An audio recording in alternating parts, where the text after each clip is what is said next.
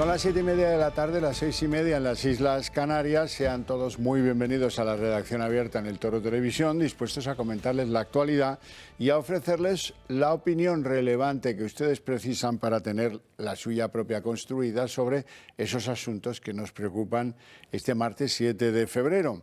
Desde luego hay un asunto humanitario que nos preocupa muchísimo, que es lo que ha sucedido en Turquía y en Siria, que hablamos mucho de Turquía, pero muy poco de Siria.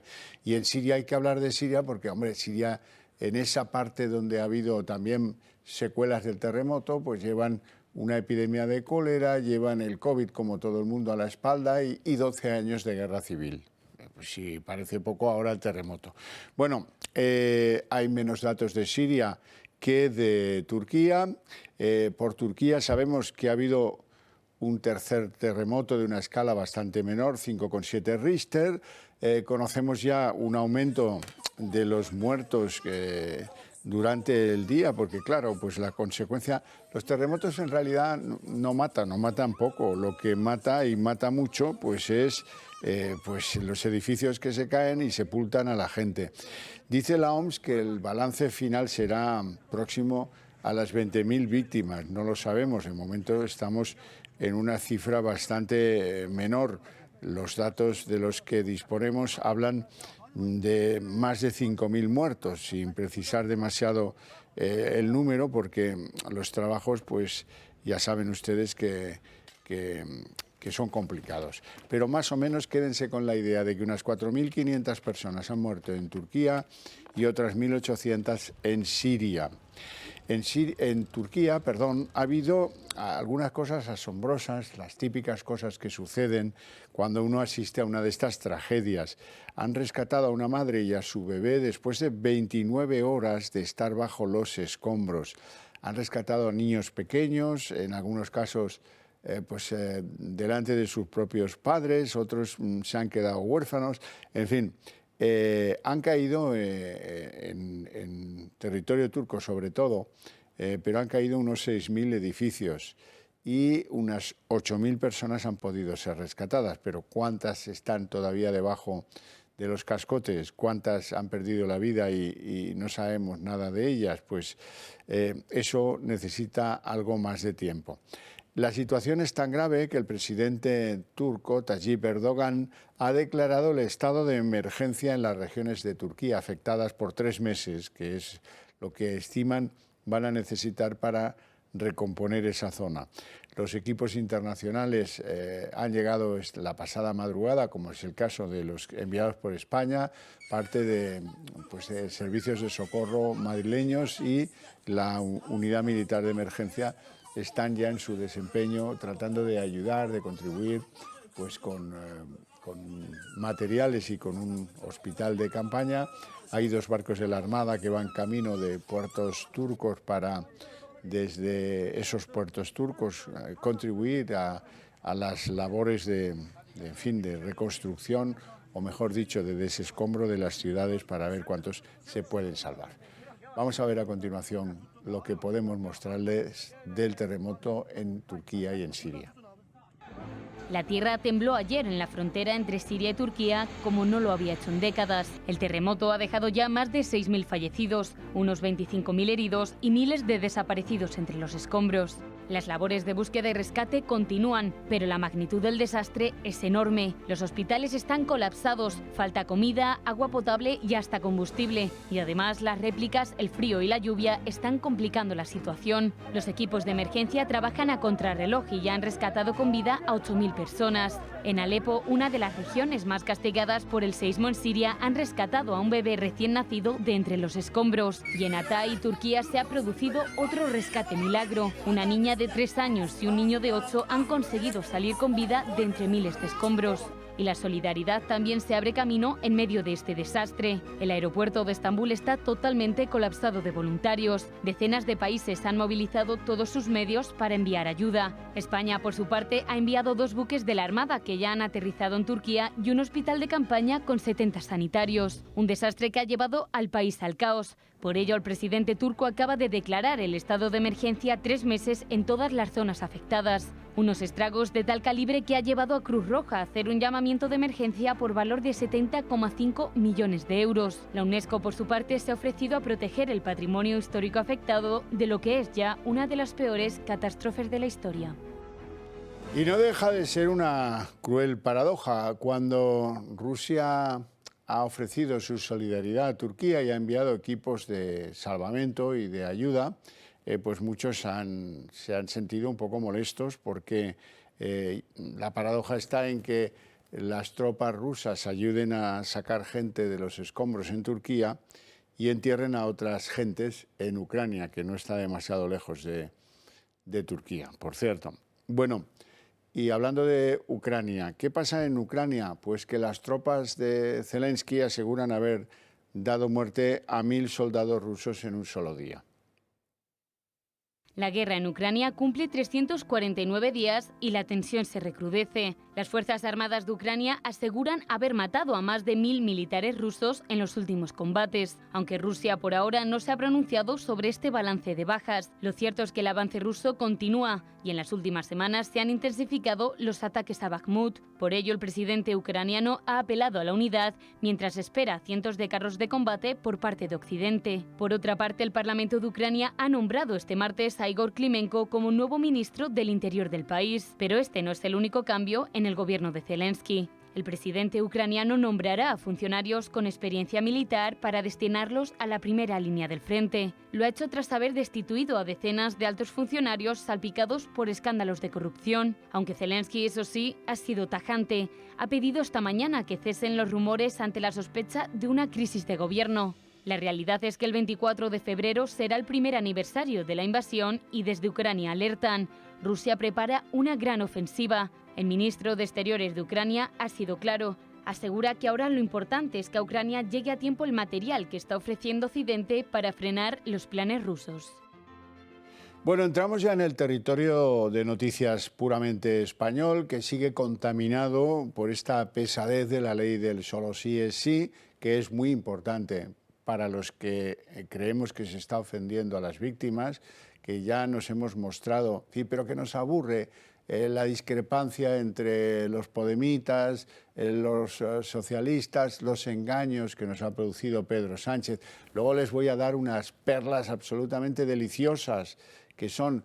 si yo digo que Sánchez engaña, pues ustedes se van a reír de mí porque van a pensar, menudo ingenuo, ¿se da cuenta ahora? No. Pero hombre, como la mentira tiene las patitas tan cortas, pues resulta que hemos pillado en una nueva, a Sánchez. Eso sí está mejor expresado. O sea que ahora tenemos una prueba más de que este tipo no conoce la diferencia entre la verdad y la mentira, o la desprecia. De que este tipo pues tiene dos tipos de lenguaje, el que utiliza puertas adentro para engañar a los españoles y el que utiliza pues en su Sanedrín, con su gente y tal y cual, que este es un poco más serio y un poco más severo, y ese sí que evidencia que Sánchez conocía perfectamente, cuando públicamente la alababa, la torpeza de esta ley. Bueno, pues a eso hemos llegado, no hacía falta ser muy despejado para llegar a la conclusión de que este tío nos ha mentido. Hoy iniciamos el territorio de lo que es la información puramente española, con una sentencia del Tribunal Supremo. Esta sentencia lo que dice es que anula que la decisión del Gobierno que excluía de los bonos culturales jóvenes el gasto que los jóvenes podían hacer en corridas de toros, en espectáculos taurinos, dice la sentencia. ¿Y eso qué viene a significar? Pues ya saben ustedes que el Gobierno aprobó unos bonos para la gente joven que pues les financiaban hasta 400 euros para que los gastaran en asuntos culturales. En la lista de esos asuntos no figuraba ninguna actividad que tuviera que ver con la tauromaquia. Algunas organizaciones pues presentaron sus recursos y el Supremo les ha dado la razón. Hay que felicitar, por tanto, por ejemplo, a don Fernando Gomá, vicepresidente de la Fundación Toro de Lidia, que nos acompaña por vía telemática. Muy buenas tardes, don Fernando, y gracias por atendernos. Buenas tardes, encantado. Bueno, pues enhorabuena, porque al final, tarde, eso es lo que quiero que usted me explique, ¿Va a sacar algo las corridas de toros de estos bonos o están ya repartidos o llega la sentencia un pelín tarde? Me da la sensación, ¿no? Bueno, la justicia tiene sus ritmos, ¿no? Y la sentencia es realmente muy importante, ya no solamente por los bonos del decreto del año pasado, por el bono cultural del Real Decreto del año pasado, sino por lo que dice en el fondo de la misma. Es decir, si me permite que explique muy Claro, brevemente lo que ha pasado, se lo es que agradeceré. el decreto del año pasado, de 2022, es un decreto que efectivamente establecía una serie de prestaciones para los jóvenes en el ámbito cultural.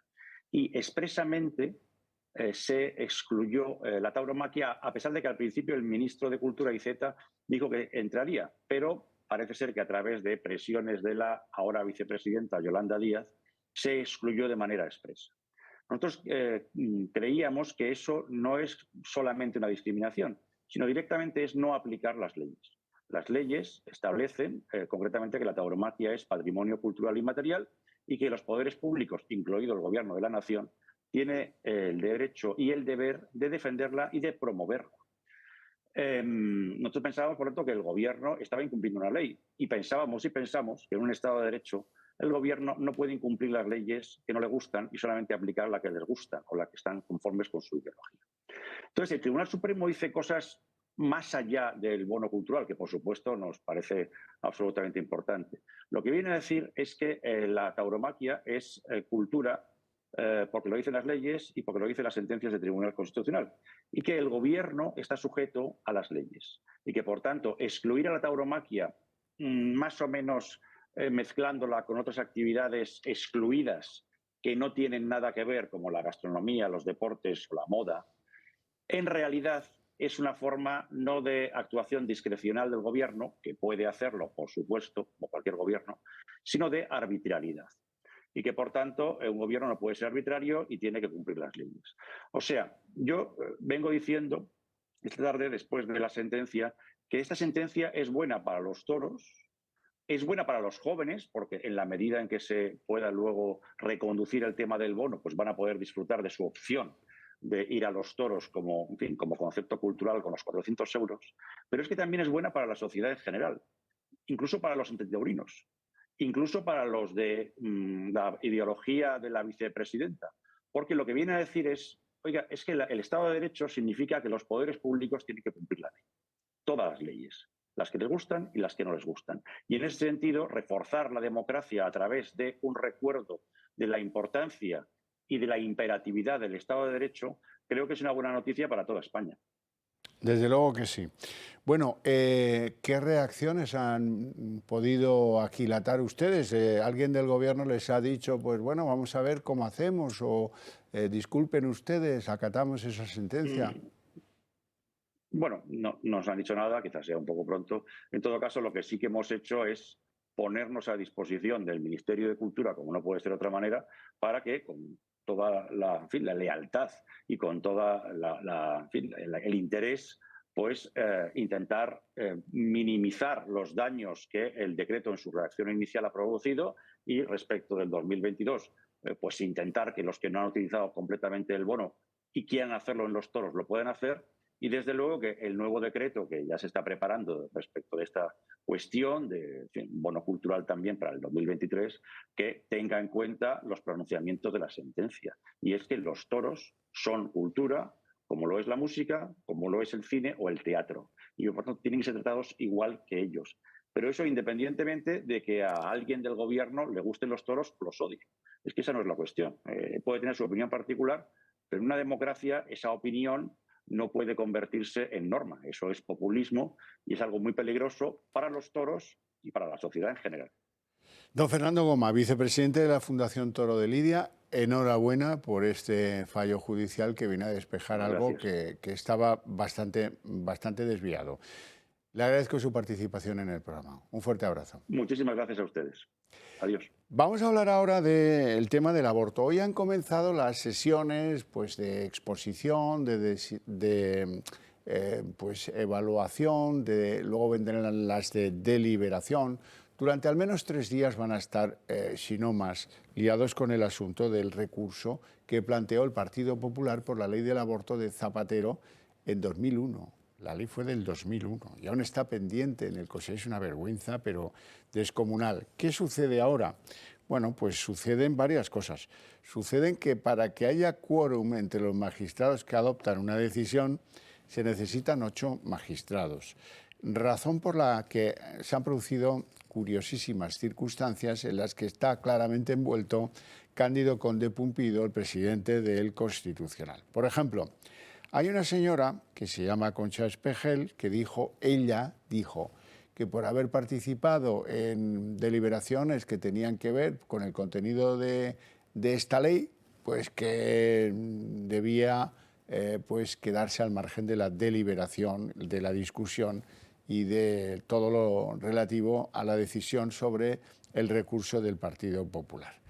Hoy resulta que el Pleno del Constitucional ha decidido que no está justificada la abstención de la magistrada Espejel para participar en la deliberación del recurso contra la ley del aborto. Sí están justificados que se aparten el antiguo secretario de Estado de Justicia y luego ministro Juan Carlos Campo, o la que fue directora general de Asuntos Legales en Moncloa, Laura Díez, pero no así la magistrada Espejel.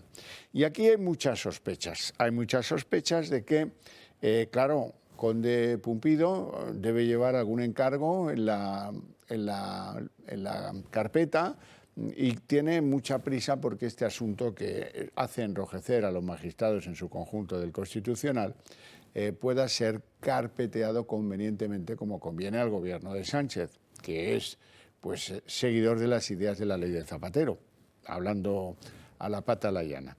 Lo que pasa es que cuidado con esto, porque si tú dices que hay una magistrada que no está justificado que no participe en la deliberación del recurso y ella cree que sí, pues eso puede dar pie a un vicio de nulidad del recurso que pueda producir el Tribunal Supremo.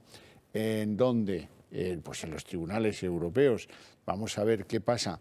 Quiero que conmigo analicemos juntos pues este histórico terrible del recurso a esta ley que lleva pues desde el 2001 pendiente de resolución.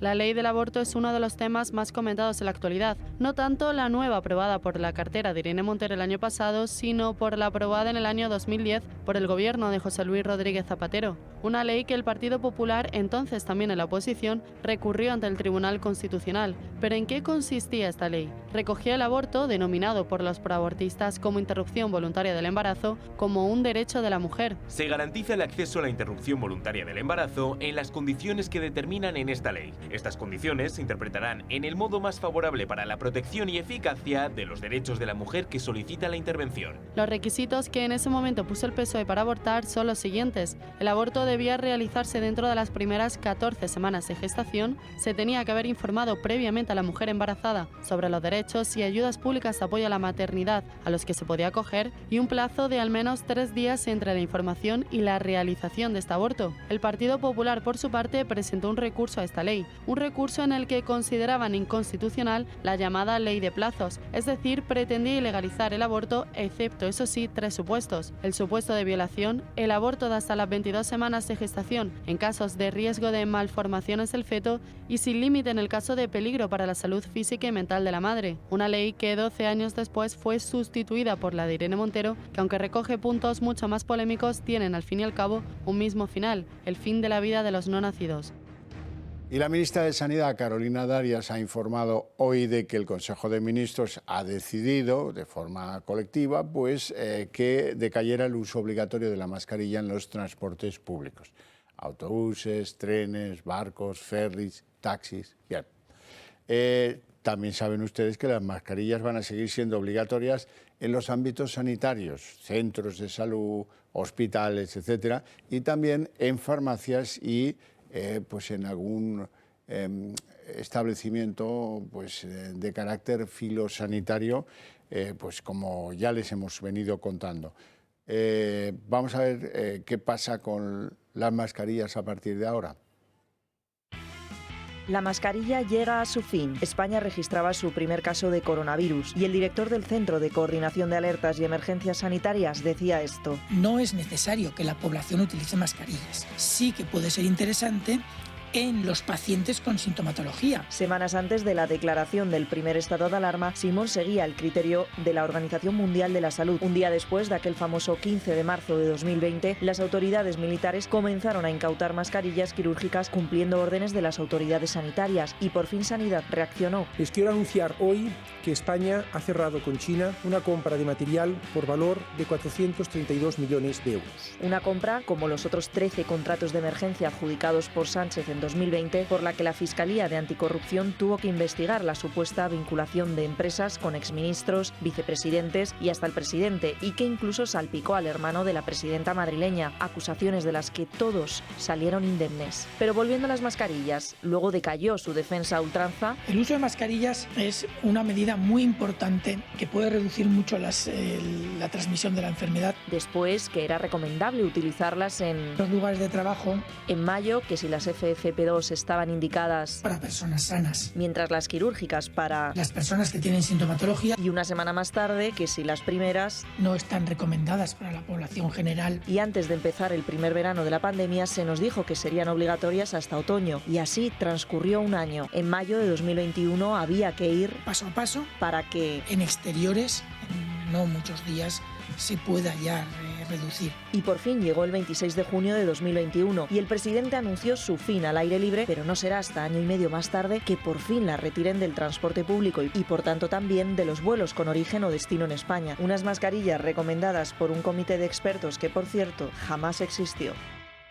Y no se nos olvide que nos decían que Europa prohibía bajarles el IVA. Y al final lo tuvieron que bajar porque Europa no prohibía nada. Mentira tras mentira, hasta que los echemos del gobierno, no queda otra. ¿Cómo lo vendía hoy la ministra Darias? Vamos a escucharla. Daba la obligatoriedad del uso de las mascarillas a los centros y servicios sanitarios, a las oficinas de farmacia y a los botiquines. En cuanto a centros sociosanitarios se mantiene igual, es decir, no es obligatoria para las personas que viven en esos centros sociosanitarios, sí es obligatoria para las personas que trabajan allí o para las personas que van de visita por proteger la vulnerabilidad de las personas que allí se encuentran. La entrada en vigor será mañana, día 8 de febrero, con su publicación en el Boletín Oficial del Estado. Bueno, vamos a ver qué opina de todo esto un óptico que dice, oiga, yo voy a seguir recomendando la mascarilla. Bueno, pues a ver, el que algunos centros sanitarios nos hayan dejado fuera nos queda un poco, para mí, por ejemplo, pues nos queda un poquito como descolocado en ese sentido, ¿vale? Puesto que al final pues somos centros en los que estamos muy en contacto con los pacientes y bueno, creo que todavía las medidas de higiene y del COVID que se establecían, pues creo que todavía a lo mejor deberían de estar un poquito más en el tiempo. Nos acercamos ya a la publicidad y ese es el momento que a mí me gusta para recomendarles a todos su reflexión, si lo tienen a bien, pues entrar a formar parte del Club de Amigos del Toro Televisión.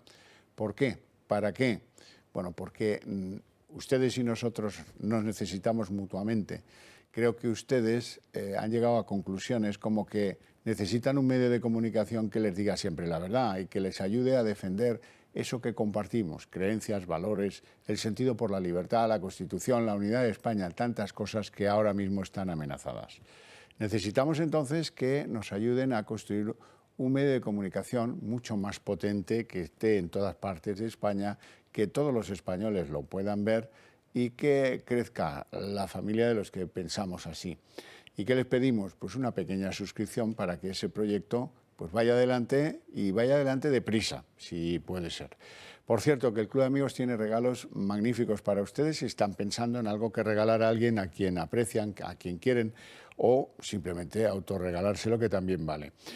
Pueden elegir el modelo de hombre o de mujer de los relojes manuales, que son esos que ven ahí en pantalla, caja de acero inoxidable, pulsera de silicona, cristal mineral recubierto de zafiro y dial luminiscente para poder verlo en la oscuridad, con funciones para ver en qué mes nos encontramos y en qué día de la semana. Los dos modelos son sumergibles a 100 metros y tienen garantía de 2 años. Si quieren ustedes algún detalle técnico, con mucho gusto en el club se lo van a dar, pero tengan en cuenta que son unidades limitadas.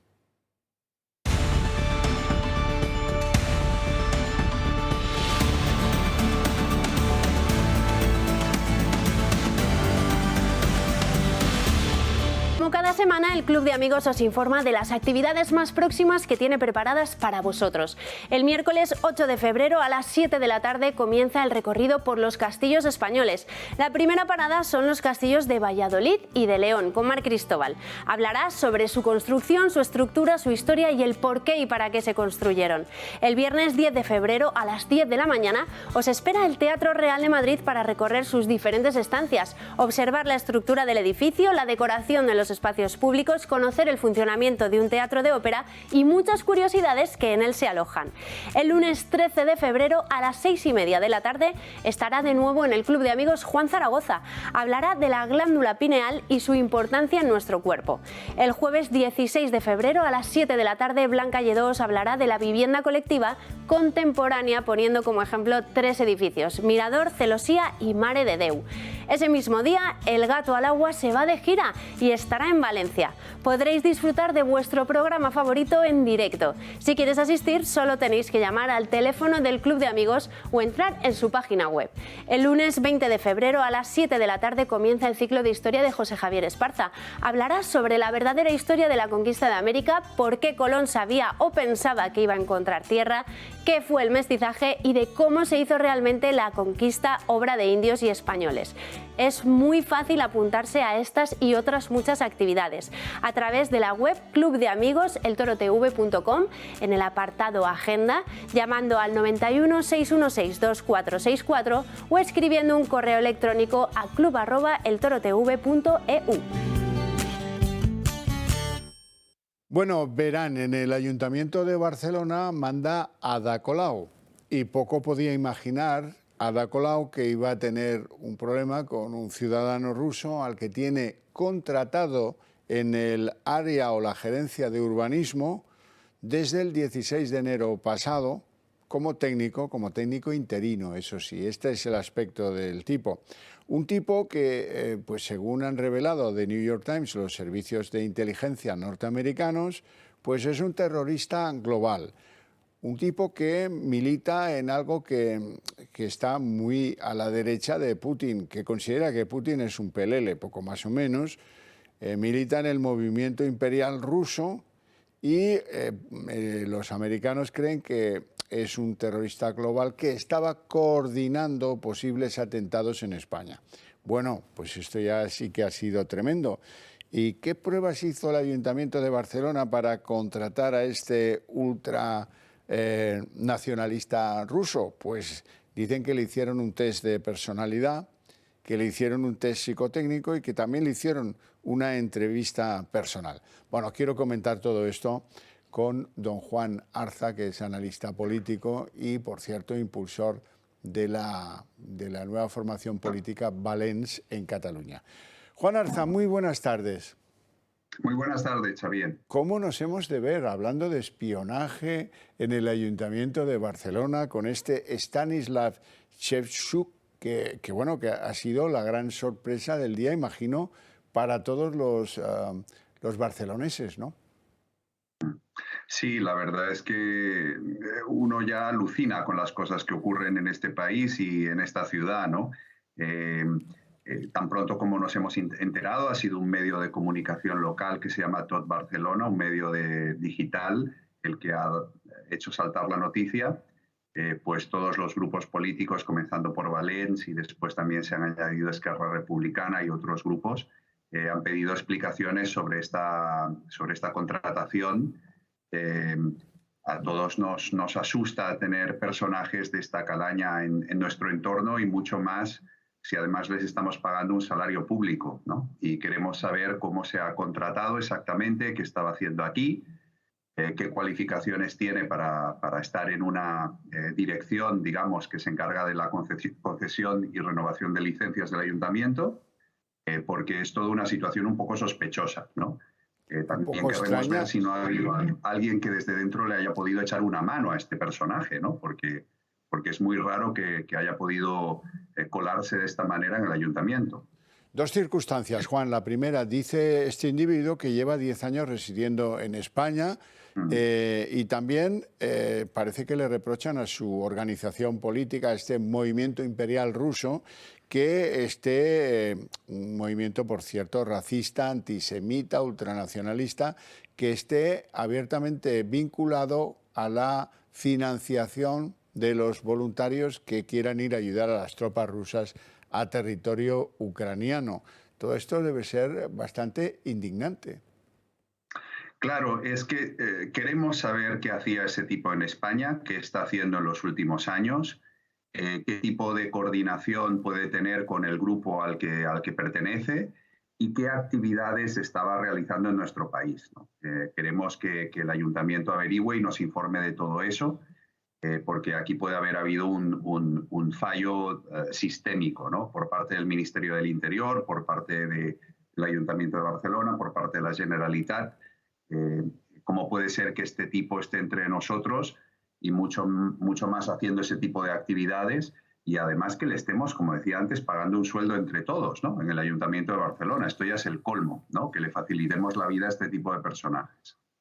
Yo también creo contigo que alguien le echó una mano, porque es bastante raro que en el departamento donde se negocian las licencias pues necesiten fichar interino a un supuesto técnico de origen ruso que lleva 10 años en el país. No acredita que se sepa más mérito que haber pasado un test psicotécnico o un test de personalidad, que en fin, que si es espía pues va a saber cómo volverlo a su favor, además de una entrevista personal. Me faltaría menos, pero todo eso es muy poca cosa para que como tú decías, cobre de interino en la gerencia de urbanismo del Ayuntamiento de Barcelona, donde va las gerencias de urbanismo en los ayuntamientos importantes, es donde va la élite, es donde van los más finos de entre los funcionarios, ¿no? Que es un tema muy complejo. Es muy raro que este hombre estuviera ahí. Por cierto, no ha cumplido el mes desde que le ficharon, ¿eh? Le ficharon el 16 de enero. Me imagino que cuando se explique Colau, pues la oposición va a exigir que rueden algunas cabezas. Claro, es que, a ver, esta persona formaba parte, por lo visto, de una bolsa. Es verdad que existe esa bolsa de personas que están ahí apuntadas y que, bueno, cuando hay una necesidad puntual, pues se les contrata para que cubran esa... Pero bueno, ¿cómo llegó a formar parte de esa bolsa, ¿no? ¿Qué procesos de filtraje se han realizado? Y en definitiva, este tipo de personajes no se mueven...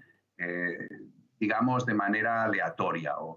Siempre suelen moverse persiguiendo un fin, colocarse, instalarse en algún sitio donde puedan obtener información, donde puedan desarrollar estas actividades, porque lo suyo es desarrollar las actividades del grupo del que forman parte, ¿no? Entonces vamos a exigir información y no nos vamos a conformar con cualquier cosa, ¿no? Queremos llegar al fondo de este asunto y ver qué ha podido...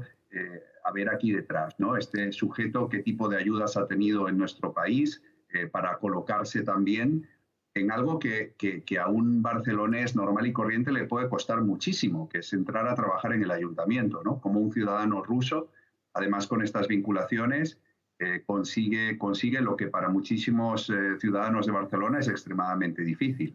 Así es. Por cierto que como te decía, yo tengo la sensación no solo de que le han ayudado, sino que se le ha protegido bastante por una cosa que me extraña mucho, y es que el Ministerio del Interior no haya dicho, y han pasado ya muchas horas desde que sabemos lo de Stanislav Ševčuk, no ha dicho ni pío, ni que tiene lo que dice el New York Times es falso, ni que lo estaban siguiendo, ni que lo sabían. Nada de nada. Sí. Bueno, es que, Xavi, en nuestro país yo me temo que es un queso gruyère, honestamente. Concretamente en Cataluña, todo lo que es la costa catalana está absolutamente infestada de todo tipo de mafias. Si uno habla con los Mossos d'Esquadra o con la policía... Y las rusas no son excepción. Claro, es que tenemos todas. Tenemos la rusa, la ucraniana, la polaca, la italiana... Es decir, en este país, bueno, en fin, ocurren unas cosas y circulan unos personajes que dan auténtico pavor, Por no hablar, por supuesto, de los terroristas islámicos, que también entran como Pedro por su casa, etcétera, ¿no? Y tenemos un Estado que, como lamentablemente hemos visto en muchos casos, hemos visto en el caso del 1 de octubre, del referéndum independentista, hemos visto en el caso de la crisis provocada por el COVID, tenemos un Estado muy debilitado, un Estado que no tiene capacidad de maniobra, que no está bien dirigido, que no tiene los recursos suficientes para enfrentarse a este tipo de amenazas del mundo moderno, ¿no? Entonces somos un auténtico coladero. A veces esos personajes están de paso y utilizan nuestro país como zona franca o como refugio para desarrollar sus actividades que tienen como finalidad pues atentar o influir en otros países, pero a veces también cometen atentados o ejercen su influencia sobre nuestro propio país.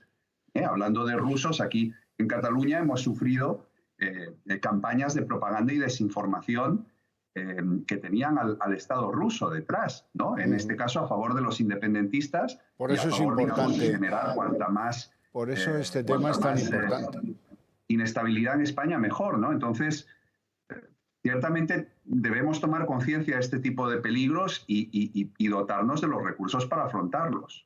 Juan, ¿qué dicen? Permítame que le pregunte a propósito de qué dicen las encuestas respecto del Ayuntamiento de Barcelona, de un supuesto candidato socialista, Collboni, que dicen que va a plantear batalla de Colau, del candidato de Junts per Cat, que vuelve a ser Xavier Trias, en fin, que puede haber un cambio político en el Ayuntamiento barcelonés.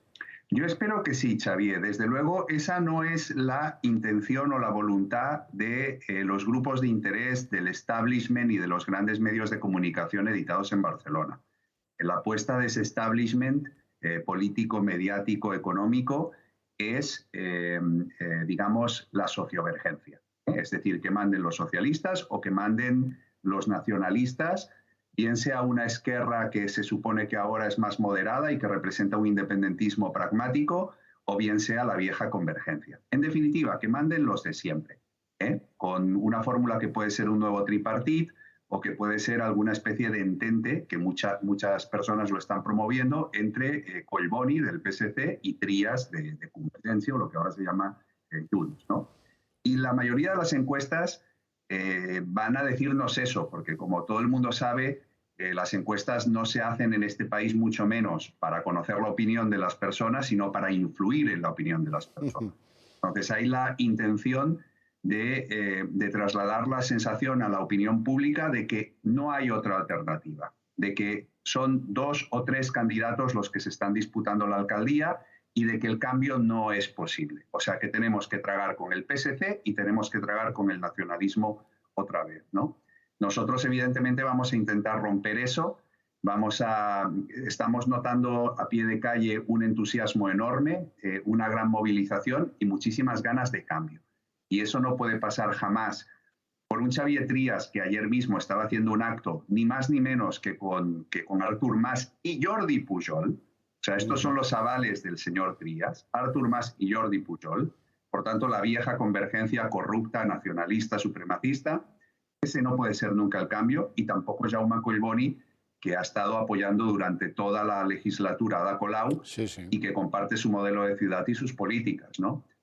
Por tanto, estamos muy esperanzados de que podamos introducir una cuña en ese statu quo y remover, digamos, un poquito las aguas de esta ciénaga en la que se mueven también determinados personajes.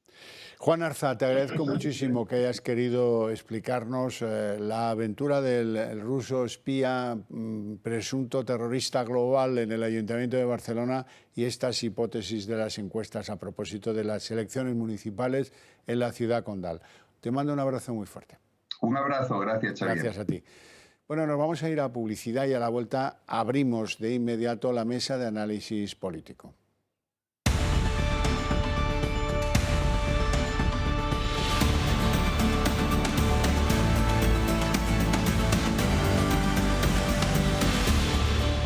Bueno, pues pasan 14 jóvenes minutos de las 8 de la tarde, momento en el que abrimos, como estaba comprometido, la mesa de análisis político. Les presento a nuestros invitados hoy. Don Miguel Ángel Recuenco.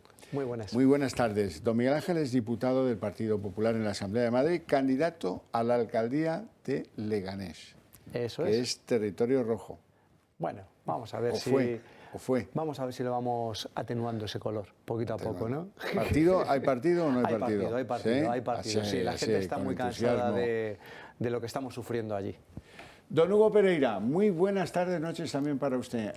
¿Está lloviendo, nevando? ¿Cómo? Pues estaba lloviendo, vamos. Por eso se lo a mí digo. me pilló ya cuando dejó de llover, pero hacía nada que llovía. O sea, Director de 24H-economía.com. Exacto. De hecho, estás en portada ahora mismo en estos momentos. Si la gente entra, estás en portada. Hombre, esto no es ningún cambalache. Esto es simplemente...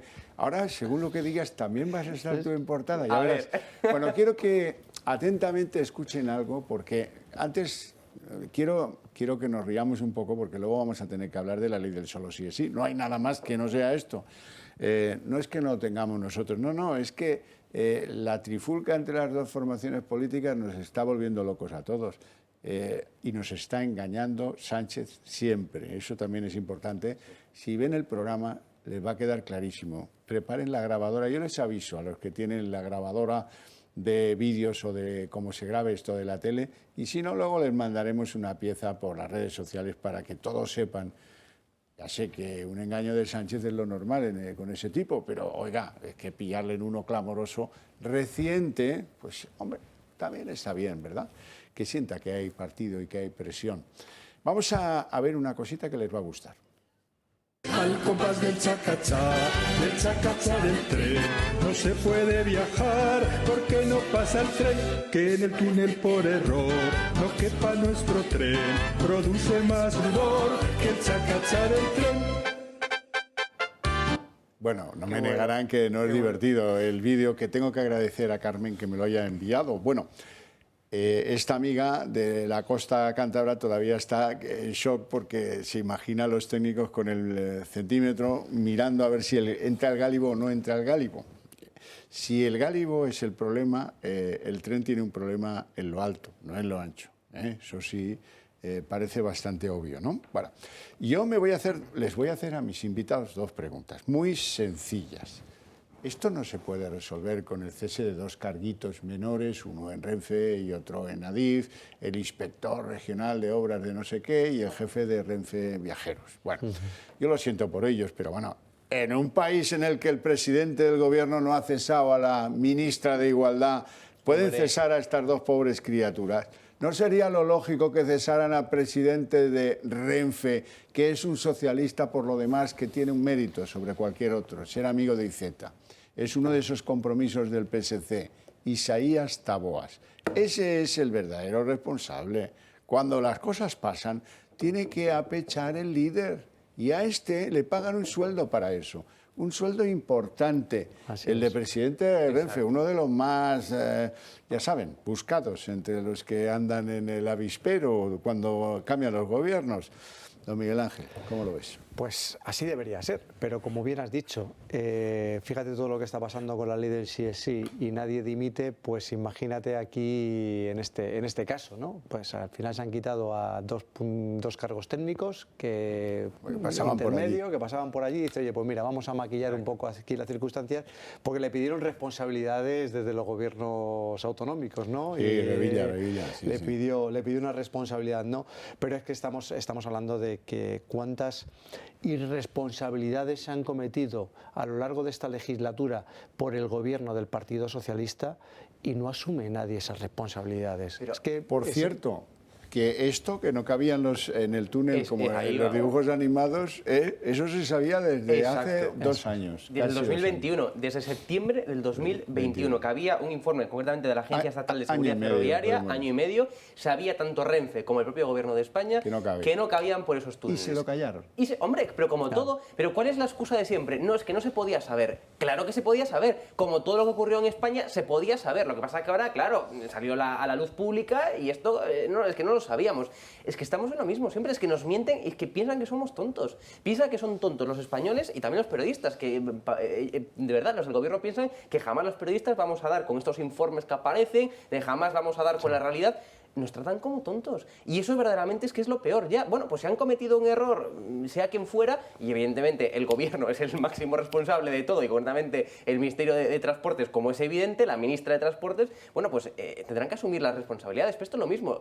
¿Quiénes fueron los más, digamos, perjudicados de la sentencia de los ERE? Bueno, pues el chofer de no sé qué, el que llevaba los papeles de no sé cuánto. Pasa siempre lo mismo. Es decir, los altos cargos nunca asumen responsabilidades. Hemos tenido, fíjate lo que hemos tenido, la que hemos tenido en este país, que además, ahora que se ha tomado la decisión de quitar las mascarillas en el transporte público, ¿no recordáis que lo que recomendaban y decían que ese comité de expertos era que no había que llevar mascarillas? Hombre, lo hemos... No se nos tiene que olvidar, ¿eh? O sea, no se nos tiene que olvidar las auténticas barbaridades te ha pillado llegando aquí. Acabamos de recordar el histórico de las mascarillas que no son útiles. Bueno, tal vez sí, pero bueno, recomendables. No, obligatorias. No, además bajar el IVA no se puede porque nos lo prohíbe Europa. Claro, y tampoco había pandemia en el 8M. Claro, pero lo de siempre, tampoco había pandemia en el 8M, claro. Justo después apareció la pandemia, no se podía saber. El relato. Claro. O sea, había informes avisando de esas circunstancias, tanto de las mascarillas en su día y del virus que teníamos encima, que lo teníamos aquí y que no se estaba actuando. Con la ley del sí también existían esos informes previos de juristas. Diciendo el problema que teníamos, lo tenemos ahora con los trenes también, informes técnicos previos diciendo que no cumplían los requisitos para pasar por allí, lo tenemos con la ley trans que quiere sacar adelante, que también se está hablando con informes técnicos e informes médicos que dicen que no hay que sacarla adelante. Es decir, entonces al final, ¿ante qué estamos? O sea, ya no es una cuestión ideológica. Es que estamos hablando de una cuestión de decir, oye, mira, tenemos al frente a día de hoy del gobierno español unos incautos que nos están llevando a estrellarnos. Pero que hacen todo por y para el marketing político. Es decir, es que ellos el relato de su historia, es que lo que efectivamente, le conviene a Pedro. Efectivamente, o sea, su trabajo, el trabajo mayor que hace el gobierno es construir un relato. Es decir, y cuando el relato, pues evidentemente se le acaba porque se descubren pues, ciertos flecos y se le descubren la mentira. Con mucha maldad. Y con mucha maldad. Pero, es decir, el gobierno única y exclusivamente se basa en cómo construir un relato que les es favorable para mantenerse en el gobierno. Les da igual el bienestar de los españoles, les da igual mejorar la economía, les da igual mejorar el tema de los trenes, les da igual el tema de las mujeres y del feminismo. No. El tema es, con la ley del suelo sí es sí. Bueno, pues mira, vamos a hacer un relato para decir que somos el gobierno más feminista. ¿Qué hacemos? Pues inventamos el de la ley del suelo sí es sí. Si funciona, perfecto. Y si no funciona, ya empezaremos a mentir y que si los jueces son machistas. Y como te opongas a ese relato, te pasa como cuando mandaba Stalin en la URSS. Te mandan al Oblast de Siberia. Exacto. Por ejemplo, yo siempre me acuerdo de un policía, un comisario de policía, el encargado de la seguridad de los agentes del Cuerpo Nacional de Policía, que se apellidaba Nieto, que decidió, con el poco dinero que tenía para la seguridad de los policías, invertirlo en comprar mascarillas en cuanto tuvo idea de que habría que seguir patrullando por las calles. Y lo cesaron fulminantemente. Y no lo apoyó ni un solo sindicato policial. Vaya de paso. Como me acuerdo pues de lo que pasó con el coronel Diego Pérez de los Cobos. Hombre, lo de por siempre. Cumplir la ley. Lo de por siempre. Cumplir la ley lo echaron. Por eso me permitirán ustedes que hoy venga especialmente contento, porque he pillado en otra mentira a Pedro Sánchez. Hombre, no es para que me pongan una medalla, no, la medalla al policía Nieto, que ese sí se la merece, ¿eh? Y que lo saquen del Oblast de Siberia, donde lo mandó Marlaska, eso sí se lo merece. Pillar en mentira a Sánchez, pues es casi de notario de la realidad, de mesonero romano, es un costumbrista madrileño, ¿verdad? No tiene más mérito. Pero la pillada es brillante, porque resulta que este tío lo hizo 2 veces en noviembre y una en diciembre, el día 27. Estoy orgulloso de esta ley, la amparo, la defiendo, la no sé qué, porque esto nos pone al frente de Europa hacia el infinito y más allá. Me llamo Pedro, José y Antonio. A ver quién tiene más nombres que yo. Y por supuestísimo que esto protege a la mujer. Esto es, vamos.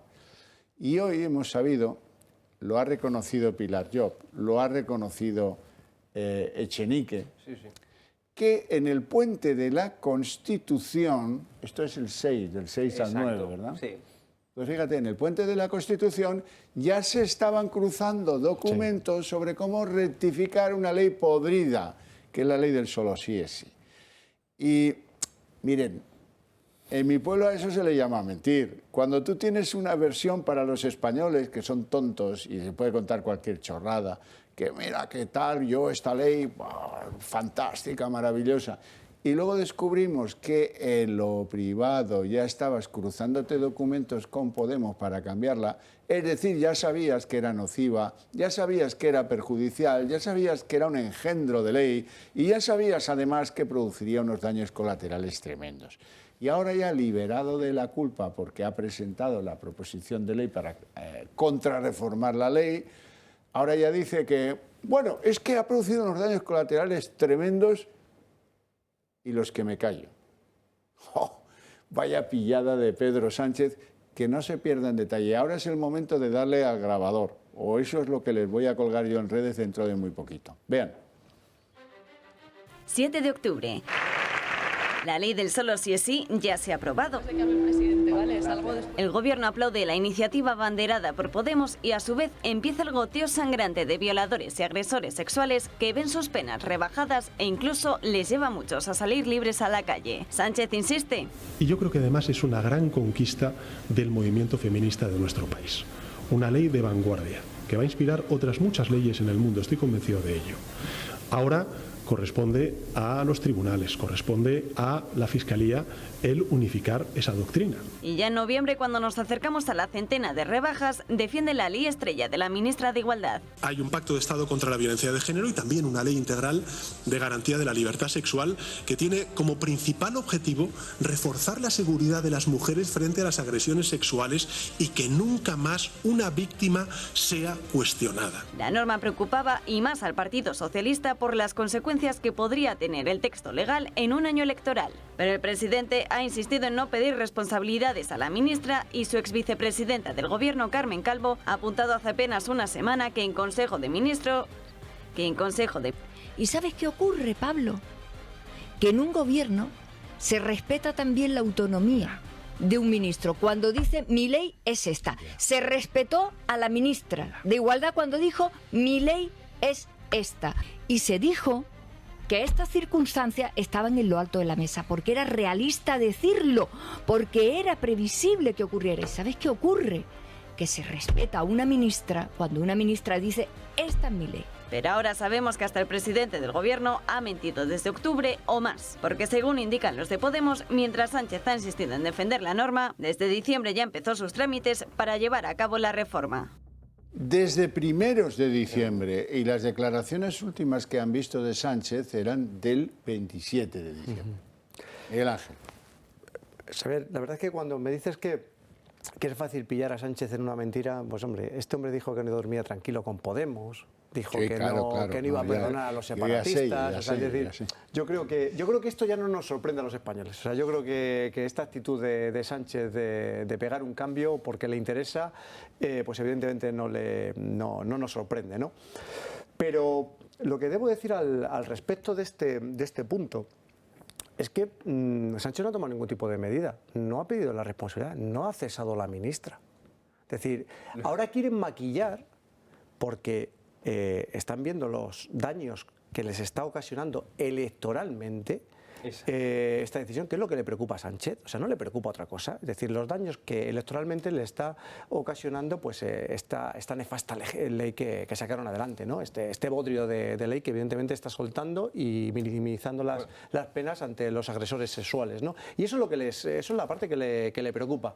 Ni le importan las víctimas, ni le importa absolutamente nada. Lo que ve que le está haciendo una mella en los resultados electorales. Y es lo único que le preocupa, y a día de hoy dice, oye, tenemos que hacer algo para separarnos e intentar disimular que nosotros no éramos partidarios de esta situación. Y además os digo el por qué. Porque luego esto hay que llevarlo también al territorio. Desde el Partido Popular hemos presentado iniciativas en todos los plenos para condenar la aprobación de esta ley y pidiendo el cese de la ministra y de la secretaria, en este caso, que se burlaba también de los jueces y demás. Toda la organización socialista en todos los municipios votó en contra de eso. Es decir, estaban a favor de la defensa de la ministra y de todo su equipo. aparte de alguna otra sorpresa que nos llevamos, como miraron hacia otro lado, allí en Leganés, pues partidos como Ciudadanos, en este caso también Vox, ¿no? Que yo me sorprendió, ¿no? Es decir, como que una abstención, tenemos que ir todos en bloque y decir, esto es un bodrio de ley y tenemos que atacarla, ¿no? Es que ya cuando empiezas a ir a los municipios y al territorio te das cuenta, ¿no? de los vaivenes que pegan las formaciones políticas, pero el PSOE fue contundente, o sea, el PSOE fue contundente en defender a la ministra, como está haciendo Sánchez, en este caso defendiendo a la ministra. También fueron engañados, entonces. No le más. Mira, yo solamente recuerdo que en este país se derogó la ley de sedición, es decir, el segundo delito más grave que se pueda cometer contra un Estado, se bajó las penas del de malversación, se intentó cambiar nuestro Estado de Derecho por la puerta de atrás, intentando cambiar 2 leyes orgánicas, la del Poder Judicial y todo el Estado de Derecho y la base del Estado de Derecho, todo eso en una semana. Todo eso en una semana, es decir, por una vía de urgencia como jamás nunca se había visto, sin pasar por el Congreso, es decir, con una urgencia tremenda. Si realmente tuvieran urgencia por ahora reformar esta ley, por parar, por tanto, porque el daño ya está hecho, por cierto, es decir, todas estas personas que salieron, de estos delincuentes, a estos agresores y violadores sexuales que salieron a la calle o que se vieron beneficiados por la ley, esto ya no hay vuelta atrás, esto que la gente lo sepa, ya no hay vuelta atrás, ¿no? Pero si realmente tuvieran ahora esa urgencia de reformar la ley, como decía Pedro Sánchez, no, es que ahora nos hemos dado cuenta, tal, no sé qué. ¿Por qué no han aplicado la vía de urgencia? ¿Por qué hemos esperado hasta estos momentos para empezar a aplicar o para empezar a pensar en la reforma? Que, por cierto, ¿qué reforma de Pedro Sánchez o qué reforma del PSOE? Es la reforma del PP, que le han copiado todos los párrafos. Que le han copiado todos los párrafos. O sea, la reforma es la reforma del Partido Popular. O sea, es lo que van a aplicar, lo que propuso la oposición. Eso es lo que va a aplicar Pedro Sánchez. Entonces, ni reforma del PSOE, ni realmente querer ahora cambiar esto porque se han dado cuenta del error, ni nada. Si realmente quisieran cambiar esto, hubieran ya pensado y aplicado de forma urgente esta reforma desde cuando se sabía, que estamos viendo ya que era desde hace múltiples meses. Es que, Hugo, tú has dado la clave. Intentaron sacar todo esto en la etapa de Navidades para que los españoles se olvidasen, porque estás pensando en otra serie de cuestiones y evidentemente te olvidas de eso. Tenemos la obligación de recordárselo cada día, cada hora y cada minuto. O sea, es la obligación eso es lo que hemos hecho aquí con el marcador, con el marcador de los rebajados de pena y excarcelados. Pero porque si no hubiera medios como el Toro Televisión u otros medios que recuerdan día tras día esto, garantizo que no había ni una reforma ni nada por el estilo. Aparte, o sea, si no fuera, porque es todo marketing político. Como ven que le restaba votos, es por eso que lo están haciendo ahora, y ni más ni menos. Aparte de incidir en ese mensaje en diferentes medios de comunicación también, hay un hecho que yo creo que les está machacando, que es que cada día se bajan las penas a determinados agresores sexuales. Es decir, que son más de 400 los que... Y lo que te ronda. Eso es, porque aunque ahora pretendan maquillar la imagen sacando y copiando la ley del Partido Popular, la propuesta que está realizando el Partido Popular, estamos hablando que esa reforma ya llega tarde. O sea, va a llegar tarde porque evidentemente se ha aprobado una normativa que beneficia en este caso al reo.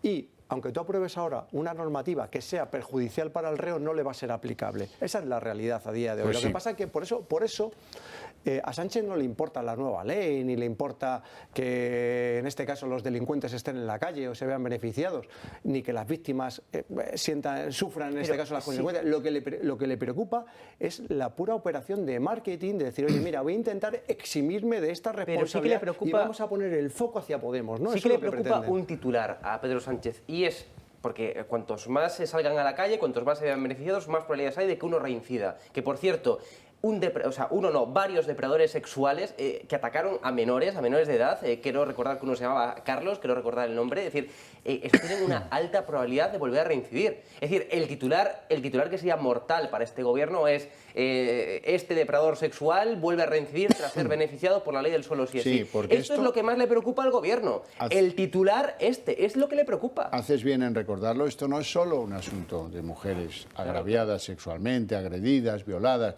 También hay niños, niños varones, y muchos. Los pederastas también obtienen rebaja de penas y también son excarcelados. Como les vamos contando, porque aquí llevamos un recuento feroz y les contamos las novedades de la semana cuando podemos, cuando la realidad lo exige. Hoy ha salido del sarcófago la ministra de Justicia, Pilar Llop. Yo creo que estaba metida en un sarcófago y habían tirado la llave al río porque no había manera, no decía ni pío. Hoy ha pedido en un medio amable, la cadena SER, ir a hacer una deposición de sus argumentos. Madre mía, la que ha armado la señora. En dos sentidos.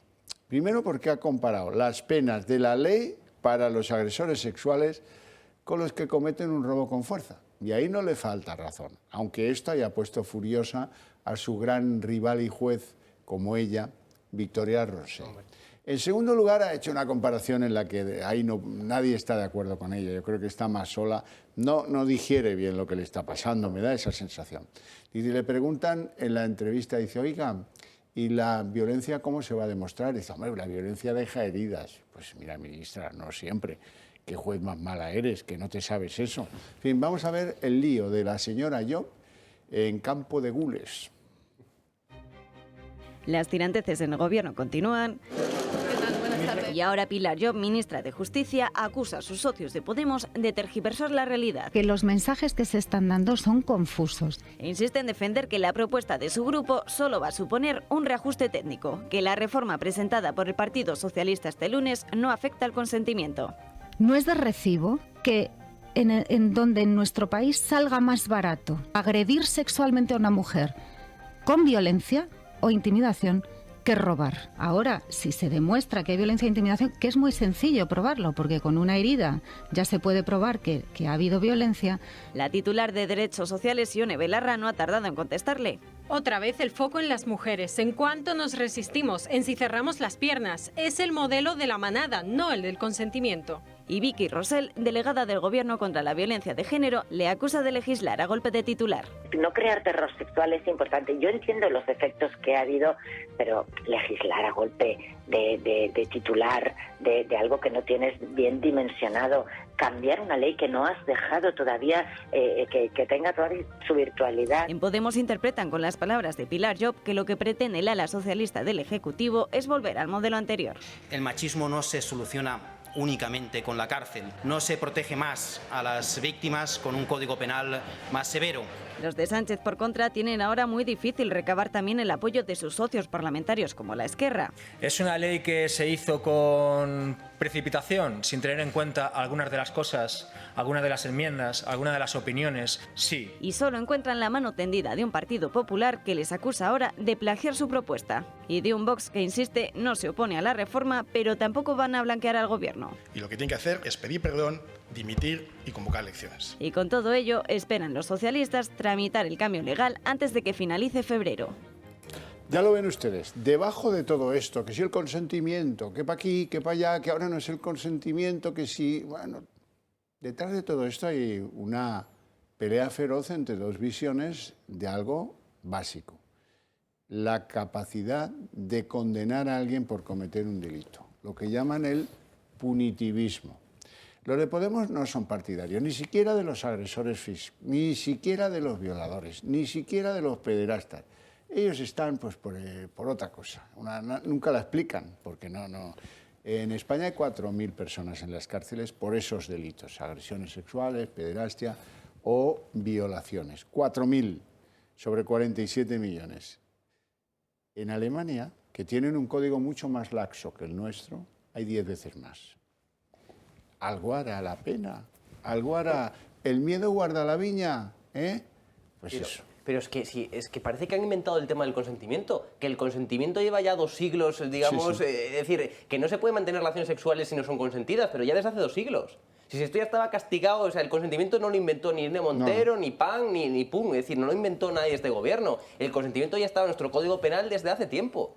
Es decir, que no se podían ya, antes de esta ley del suelo, no se podían mantener relaciones sexuales sin consentimiento. Eso que quede claro. Entonces no podemos caer tampoco en el juego este de la izquierda de que parece que han inventado el consentimiento. No, es decir, no lo han inventado en absoluto. Y luego es que es lógico, es decir, cuando se unen 2 delitos en uno, cuando se juntan 2 delitos y por tanto se baja el rango inferior de las penas, pues evidentemente aplicando el artículo, quiero recordar, 44 del Código Penal, que es un artículo básico y dice que se aplicarán las penas más favorables a los reos, pues hombre, blanco y en botella, tampoco es que hay que ser un doctor en derecho para saber que esto iba a pasar, desde luego que se sabía, pero no hace falta, vamos, más que leer un poco de derecho cómo funciona el derecho. De todas maneras, no caigamos en la trampa, ¿eh? No caigamos en la trampa que pretenden el gobierno del PSOE y Podemos. ¿Sánchez qué está pretendiendo con todo esto? Ante un estropicio de ley que está sacando a los delincuentes a la calle y está minorando las penas de los delincuentes, él quiere eximirse de responsabilidad. Que no se nos olvide, esta ley es de Sánchez. sea, que no nos distraigan con el consentimiento, no consentimiento y que nos lleven a debates estériles. De Sánchez, o sea, es decir, y de todos los que votaron que sí, menos PP y Vox en el Congreso de esta ley. Estamos hablando de que al final lo que quieren es tender otra cortina de humo a todos los españoles diciendo, no, ahora viene Sánchez a salvaros. Sí, sí. Mentira, él es el que nos ha metido en este lío. Y en este lío vamos a estar durante mucho tiempo, porque aunque saquemos una nueva ley, todos esos delincuentes van a ver minoradas sus penas. Entonces, esa es la realidad. No caigamos en las trampas que ha intentado la ministra, de decir, no, es una solución técnica, o los de Podemos reprochándoles que parece que están peleados. Que vamos a ver, que estamos hablando de lo mismo. O sea, que estamos hablando de la misma gente con la misma ideología y con las mismas falta de capacidades para sacar unas determinadas legislaciones. Y a mí, sinceramente, me preocupan las palabras también de Carmen Calvo. Es decir, no, es que se respeta a la ministra. Bueno, pues si tenemos una ministra que no se entera de nada, pues oye, igual no habrá que respetarla tanto y decirle a la ministra, oh, es que estás equivocada y es que esto no se puede aplicar, no se puede aprobar en el Consejo de Ministros. A mí esas palabras de Carmen Calvo me preocupan. Te quedas muy cerca de la prevaricación, como le señaló Pablo Iglesias. Claro, es que decir, mira, es que sabíamos que estaba mal esa ley, que no había por dónde cogerla, pero claro, es que es una ministra, entonces hay que respetar a la ministra y la aprobamos en el Consejo de Ministros, pues oye, quizás no habrá que aprobar una ley que sabía Carmen Calvo, que sabía Juan Carlos Campos, por cierto, los dos fulminados del gobierno en ese Consejo de Ministros de esa ley, por mucho que fuera de una ministra de Unidas Podemos, que es intocable Unidas Podemos, la coalición, claro. Bueno, vamos a las horquillas penales que ahora defiende la proposición de ley el Partido Socialista, y así podrán ustedes aquilatar a quién se las copia. El Partido Socialista ha presentado en solitario una reforma de la Ley de Libertad Sexual de Irene Montero. La proposición de ley supone el desmantelamiento total del sí es sí, a pesar de la inclusión de cambios a la hora de denominar los delitos para que la corrección no sea tan evidente. Vamos por partes. El Código Penal del año 95 distinguía entre abuso sexual y agresión sexual. El abuso es el acto sexual no consentido, penado con entre 1 y 3 años de prisión, y entre 4 y 10 si hay penetración. La agresión es el acto sexual sin consentimiento y con violencia o intimidación, penada con entre 1 y 5 años de cárcel, y si hay penetración la pena es de 6 a 12 años. ¿Qué ha hecho el sí es sí? Aunar ambos delitos en un único delito llamado agresión, penado con entre 1 y 4 años de cárcel, a caballo entre el abuso y la agresión. En caso de penetración, hablamos de 4 a 12 años de prisión. ¿Y qué hace la propuesta del Partido Socialista? Pues volver al modelo anterior. La reforma habla de agresión, como la ley de Montero, pero incluye de nuevo la violencia o intimidación como factores. De esta manera introduce la distinción entre abuso y agresión a pesar del juego de nombres con los delitos y se vuelve a las penas del año 95. Veamos una comparativa. Agresión sexual sin agravante. El Código Penal del 95 pena este delito con entre 1 y 5 años. El sí es sí con entre 1 y 4 y la reforma del Partido Socialista con entre 1 y 5 años. Vuelta al modelo anterior. Otro más. Agresión sexual con agravante. Código Penal del 95, 5 a 10 años. Sí es sí, 2 a 8 y la reforma del Partido Socialista 5 a 10. Una vez más, vuelta al modelo anterior. Agresión sexual con penetración, Código Penal del 95, 6 a 12 años. Sí es sí, 4 a 12 años y los socialistas 6 a 12. Idénticas penas a las anteriores a Montero. Agresión sexual con penetración y agravante, Código Penal del año 95, 12 a 15 años. Sí es sí, 7 a 15. Y el Partido Socialista, 12 a 15 años. Todo igual.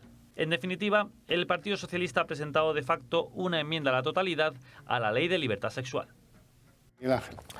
Sí, fíjate, a raíz de lo que decía antes Hugo, que decía Carmen Calvo que había que respetar a la ministra, fíjate, ya no la respetan, o sea, es decir, oye, la respetamos en su día, pero ahora como electoralmente nos estamos sufriendo un castigo, pues oye, que ya la dejamos de respetar, es decir, por eso digo que no nos engañen, o sea, que no nos engañen, que tienen muy clarita su hoja de ruta, y hemos empezado esta tertulia hablando de lo mismo, que al final hacen lo que sea por estar en el poder, o sea, es así de resumen, porque ahora dicen que vuelven a las penas anteriores, lógicamente. Son unas penas más altas y evidentemente tienen que meterle maquillaje a esa, perdóname la expresión, esa cagada legislativa que han hecho. O sea, es así de claro.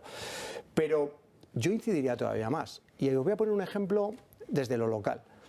Se pegan golpes en el pecho todos estos representantes de la izquierda diciendo que son los más feministas del mundo. Mire, el alcalde de Leganés, ¿saben ustedes que ha dejado escapar 400.000 euros de ayudas para luchar contra la violencia de género en Leganés? Esos que se defienden como feministas, luego cuando llega la hora de trabajar para proteger a las mujeres, como es el caso de firmar convenios con la Comunidad de Madrid, donde llegan ayudas para dar apoyo psicológico, para dar asesoramiento jurídico, pues ni contrata psicólogos ni contrata abogados. Es decir, el feminismo no se defiende de boquilla, se defiende con hechos, se defiende con leyes, se defiende con rigor. Entonces, cuando uno se mete en el barro, se remanga y empieza a ver lo que está haciendo esta gente que tenemos al frente del gobierno de España, pero que al mismo tiempo también lo estamos sufriendo en determinados ayuntamientos, te das cuenta que a las mujeres les importan poco, por no decir nada. Las utilizan para estar en el poder. Tanto es así que la violencia, vamos, los casos de violencia de género han aumentado en España desde que Irene Montero es ministra de Igualdad. Es decir, si vemos, es decir, y por desgracia, los agresores y agresores sexuales son más ahora, hay más casos de violencia de género ahora que no antes de Irene Montero, con lo cual, ¿en qué se están invirtiendo esos más de 500 millones de euros, casi 600 millones de euros? ¿En qué se está invirtiendo un ministerio que no ha hecho más que ir creciendo año tras año y que a medida que iba creciendo en presupuesto iban también creciendo las agresiones y violaciones sexuales? Es decir, ¿en qué cabeza cabe? Desde luego no está siendo ni eficaz ni eficiente. No. Y eso es lo que hay que destacar. Déjame que señale algo absurdo de otra ley de este gobierno, que es la ley trans.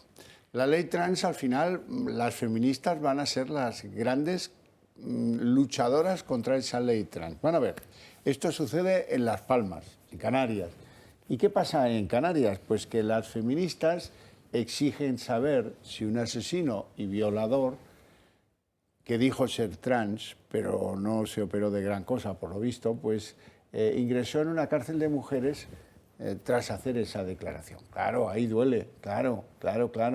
Pero ahora le dirán que eso es una información pues privada y que pues no se puede violar el derecho de ese asesino violador a dar a conocer cuál es su sexo, aunque no tenga declarado en ningún registro de ningún juzgado un cambio de ese género.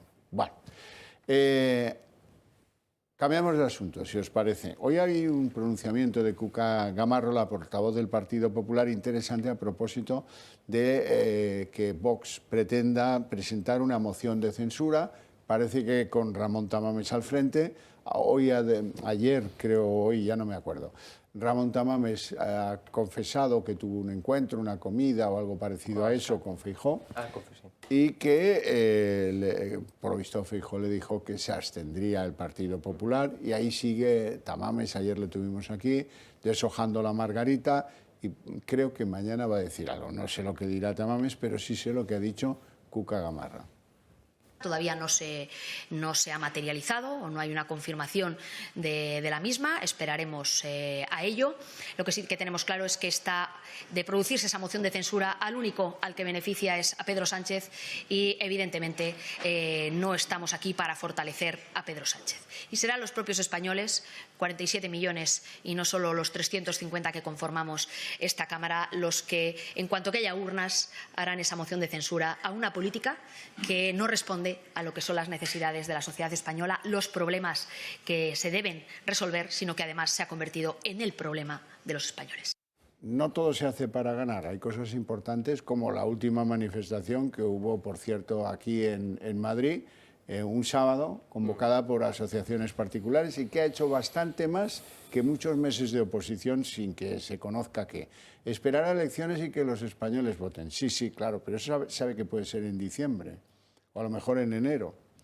Bueno, pues este país está que no aguanta más, señora Gamarra. Así es que pónganse ustedes las pilas y hagan cosas útiles. Yo no digo que apoyen la moción de censura, porque no soy quien para decirlo, pero desde luego los españoles tienen ganas de que les movilicen. Supongo que ya se dieron cuenta el día de la manifestación con los que salieron a la calle, ¿no? Ahora te comento, tenemos la primera vuelta de esa moción de censura, la tenemos en mayo.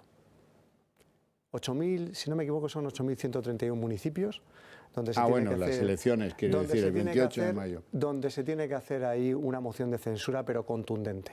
Esa es la primera vuelta que tenemos de la moción de censura. Ya, pero a mí eso no me quita a Pedro Sánchez. Y la otra moción tampoco. Y la otra tampoco te lo va a quitar. Bueno. Es verdad que sí que ver el movimiento de Tamames, sabiendo de dónde viene, te permite un reflejo que esto ya no va de izquierdas y derechas.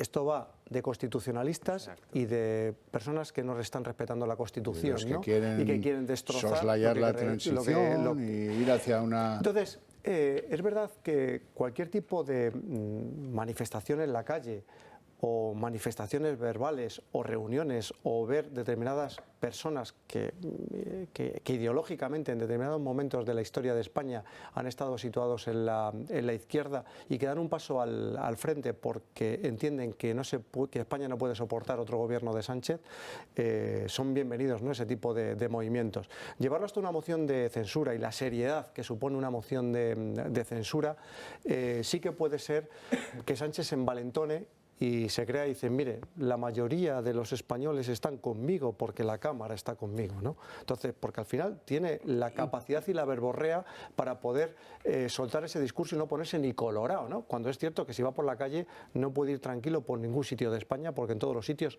le silban. O sea, esa es la realidad.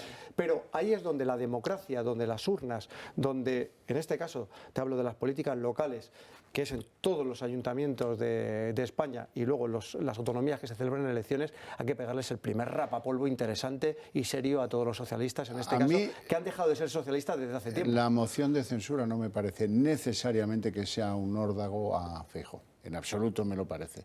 Más bien me parece que es el intento un poco desesperado de que pongan ahí a alguien, en plan Santón, de la tribu, que es Ramón Tamames, al que no creo que Sánchez se atreva a decirle lo mismo que le diría pues tanto a Abascal como a Feijóo. No puede porque está pisoteando sobre las margaritas de la vieja izquierda de España. Hay que reconocer que está muy bien pensado el tema de Ramón Tamames, las cosas como son. Es decir, está muy bien pensado porque efectivamente Pedro Sánchez va a estar mucho más comedido que no que si le ponen a una persona a un político de derechas pues a defender la moción de censura. Pero dicho lo cual, esto va a acabar, insisto, beneficiando a Pedro Sánchez. Es decir, una moción de censura efectivamente no está, el objetivo o la obligación no es ganarla. Pero cuando no se gana siempre acaba legitimando el que sigue en el poder puesto que no ha funcionado. Depende de cómo se lidie el debate ahí dentro. No, desde luego, pero que el gobierno de Pedro Sánchez le va a dar la vuelta a la tortilla, como le da la vuelta a la tortilla a todo, y le va a decir, mira, es que mira el ridículo que ha hecho la derecha, mira, la derecha me monta la moción de censura y es que, mira, no pasa nada, sigo aquí estoy. Entonces, le va a dar la vuelta a la tortilla y es que al final va a conseguir extraer, estoy convencido, el rédito electoral o marketing político al menos, de la moción de censura. Es que le va a dar la vuelta y se va, como ya es habitual, con los gestos grotescos, con las malas formas de Sánchez. Depende de cómo le salga. Bueno, insisto, lo que va a ser interesante es escuchar lo que va a decir Ramón Tamames. Y está bien pensado el personaje, las cosas como son, está bien pensado. A ver si le dice a Tamames que el empleo crece, que España va adelante del crecimiento europeo y que la inflación ya está controlada. Pero lo que está claro es que esa moción de censura no va a echar a Pedro Sánchez del gobierno. Eso está más que claro. Y hay otras muchas fórmulas para denotar ese hartazgo, que es evidente, de forma tendencial lo estamos viendo ya tanto en la calle como en las encuestas, como en todas partes, pero hay otras formas. Y una moción de censura, efectivamente, como decía, no es de obligado cumplimiento que funcione, ¿no? Pero sí que cuando no funciona acaba beneficiando a la persona que se queda en el poder. Yo que me estoy recorriendo cada rincón de Leganés como candidato, como digo yo, bufón. Que Leganés no es Nueva York, ¿eh? Bueno, pero estamos hablando de 190.000 habitantes, ¿eh? No estamos hablando tampoco de un pueblecito de 5.000 habitantes y 10.000 habitantes, ¿no? A lo que voy es que cuando vas barrio a barrio, buzón a buzón, vecino a vecino, eso, de cara a esa primera vuelta de mayo o de cara a una segunda vuelta cuando sean las elecciones generales, estamos hablando de que es otra manera de trabajarte que Sánchez salga de la Moncloa. Porque esa es la realidad al final, de decir, oye, pues mira, sabemos que este camino, aparte de los grandes titulares que nos puedan dar en los periódicos y de pues que sea interesante o no sea interesante el movimiento, y vuelvo a repetir que por otro lado dices, oye, este movimiento de gente que procede de la izquierda y demostrar ese hartazgo viene bien, ¿no? Que se vea, ¿no? Porque al final es un reflejo también de lo que yo palpo en un municipio como Leganés, donde votantes tradicionales de la izquierda están hasta las narices de lo que están viendo. Y no lo quieren, y no lo quieren en clave local y por supuesto en clave nacional tampoco. Y ellos te dicen, oye, donde le vamos a echar va a ser en las urnas, es donde le vamos a demostrar que esta gente se tiene que ir fuera. Y entonces, a partir de ahí, empezarán diferentes movimientos dentro de, en este caso, del Partido Socialista, pero hasta que las urnas no le echen, está protegido al máximo por la estructura que él ha montado dentro del Partido Socialista. Yo lo que creo es que el discurso de Ramón Tamames va a ser muy interesante, pero es un discurso que se podría escuchar, por ejemplo, en una manifestación... Sí se produce. Sí se produce, finalmente, lo tendrá que aceptar, efectivamente, pero vamos, insisto, es una moción de censura que va a fracasar, evidentemente, y el discurso de Ramón Tamames se podría escuchar en otras partes. Y esto, al final, también... Va a fracasar... Bueno, porque a lo mejor no persigue el objetivo que usted presupone. El objetivo claro, de echar a este tío y ponerse Tamames y convocar elecciones, que es lo que se pretende, pues claramente no lo va a conseguir. Pues eso es obvio.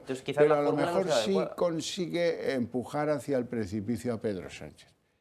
A lo mejor sí, a lo mejor sí. Bueno, insisto, dependerá del discurso que escuchemos. Desde luego, una moción de censura que no se gana es yo creo que un caldo de cultivo para Pedro Sánchez, para el gobierno, para que le dé la vuelta a la tortilla y se ría. De hecho, lo hemos visto otro día ya. Señor Abascal, es que ha tenido las vacaciones de Navidad, ha tenido las vacaciones de no sé qué. Si ya se empezó a reír Pedro Sánchez y le empezó ya a dar la vuelta a la tortilla al tema de la moción de censura sin que se hubiera producido, imaginemos cuando ya se produzca, la pierda y no consigan nada de los de la derecha. Con lo cual, vamos, se va a descojonar Pedro Sánchez. Para llegar a saber algo de eso, me parece que tendremos que esperar a mañana. Así es que os agradezco muchísimo a ambos vuestra presencia aquí, vuestras opiniones, a ustedes su paciencia y su interés desde sus hogares. Por eso les quiero premiar con el día en 30 minutos a la vuelta de publicidad.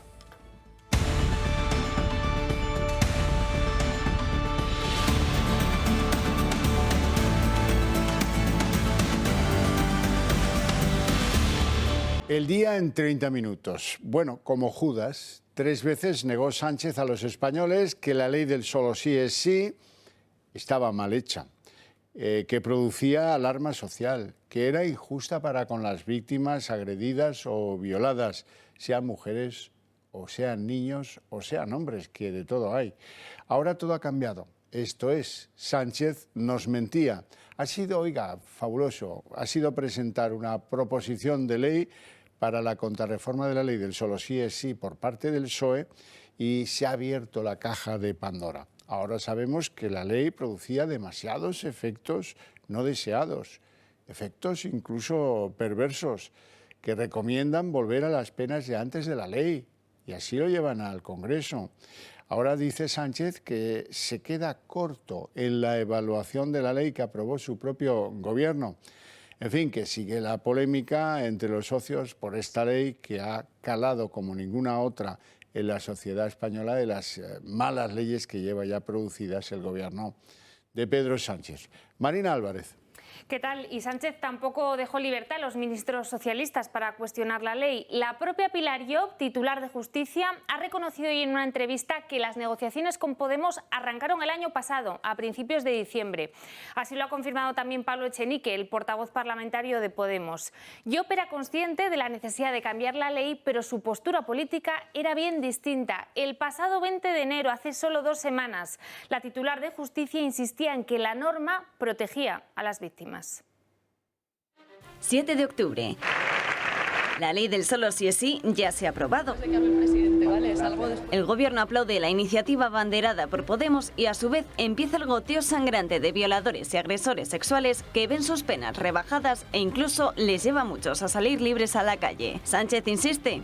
Y yo creo que además es una gran conquista del movimiento feminista de nuestro país. Una ley de vanguardia que va a inspirar otras muchas leyes en el mundo, estoy convencido de ello.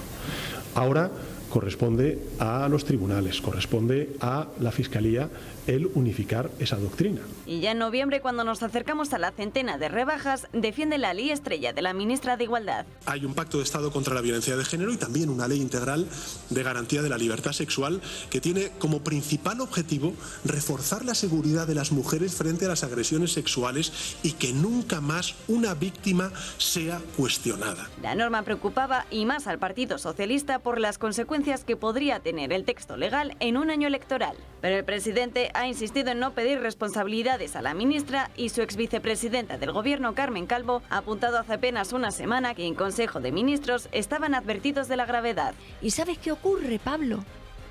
Que en un gobierno se respeta también la autonomía de un ministro. Cuando dice mi ley es esta, se respetó a la ministra de Igualdad cuando dijo mi ley es esta. Y se dijo que estas circunstancias estaban en lo alto de la mesa, porque era realista decirlo, porque era previsible que ocurriera. ¿Y sabes qué ocurre? Que se respeta a una ministra cuando una ministra dice, esta es mi ley. Pero ahora sabemos que hasta el presidente del gobierno ha mentido desde octubre o más, porque según indican los de Podemos, mientras Sánchez ha insistido en defender la norma, desde diciembre ya empezó sus trámites para llevar a cabo la reforma. ¿Qué pretende reformar el PSOE de la ley de Montero? Pues se nos habla como si fuera un mantra del tema del consentimiento arriba y abajo, pero a tenor de lo que les vamos a contar a continuación, lo que quieren es rectificar las penas y llevarlas a lo que existía antes de esta ley, algo que por cierto les había propuesto el Partido Popular.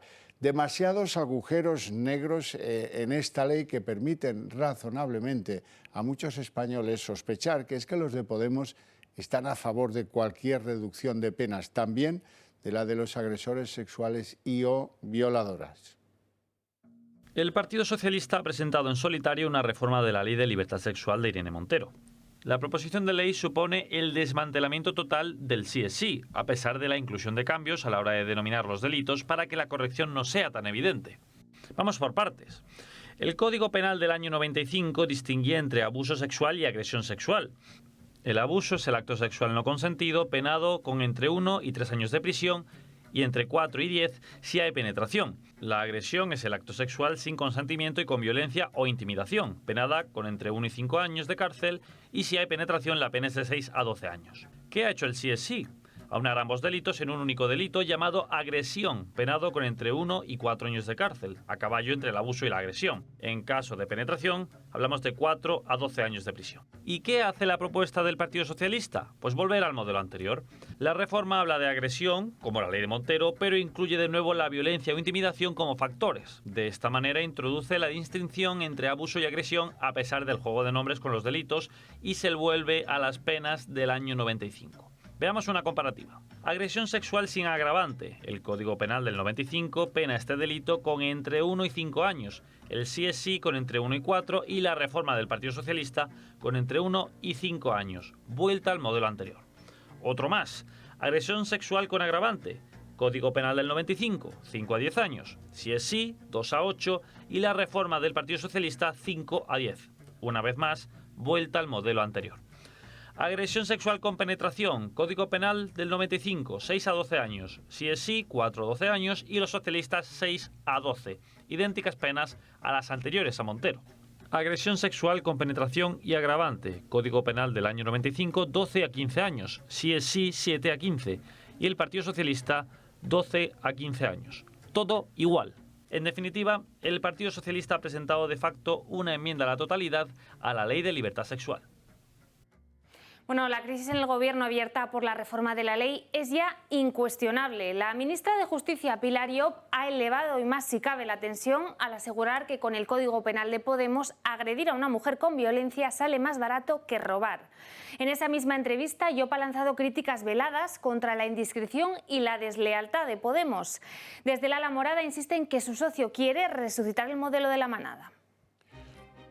Las tiranteces en el Gobierno continúan. Y ahora Pilar Llop, ministra de Justicia, acusa a sus socios de Podemos de tergiversar la realidad. Que los mensajes que se están dando son confusos. E insiste en defender que la propuesta de su grupo solo va a suponer un reajuste técnico, que la reforma presentada por el Partido Socialista este lunes no afecta al consentimiento.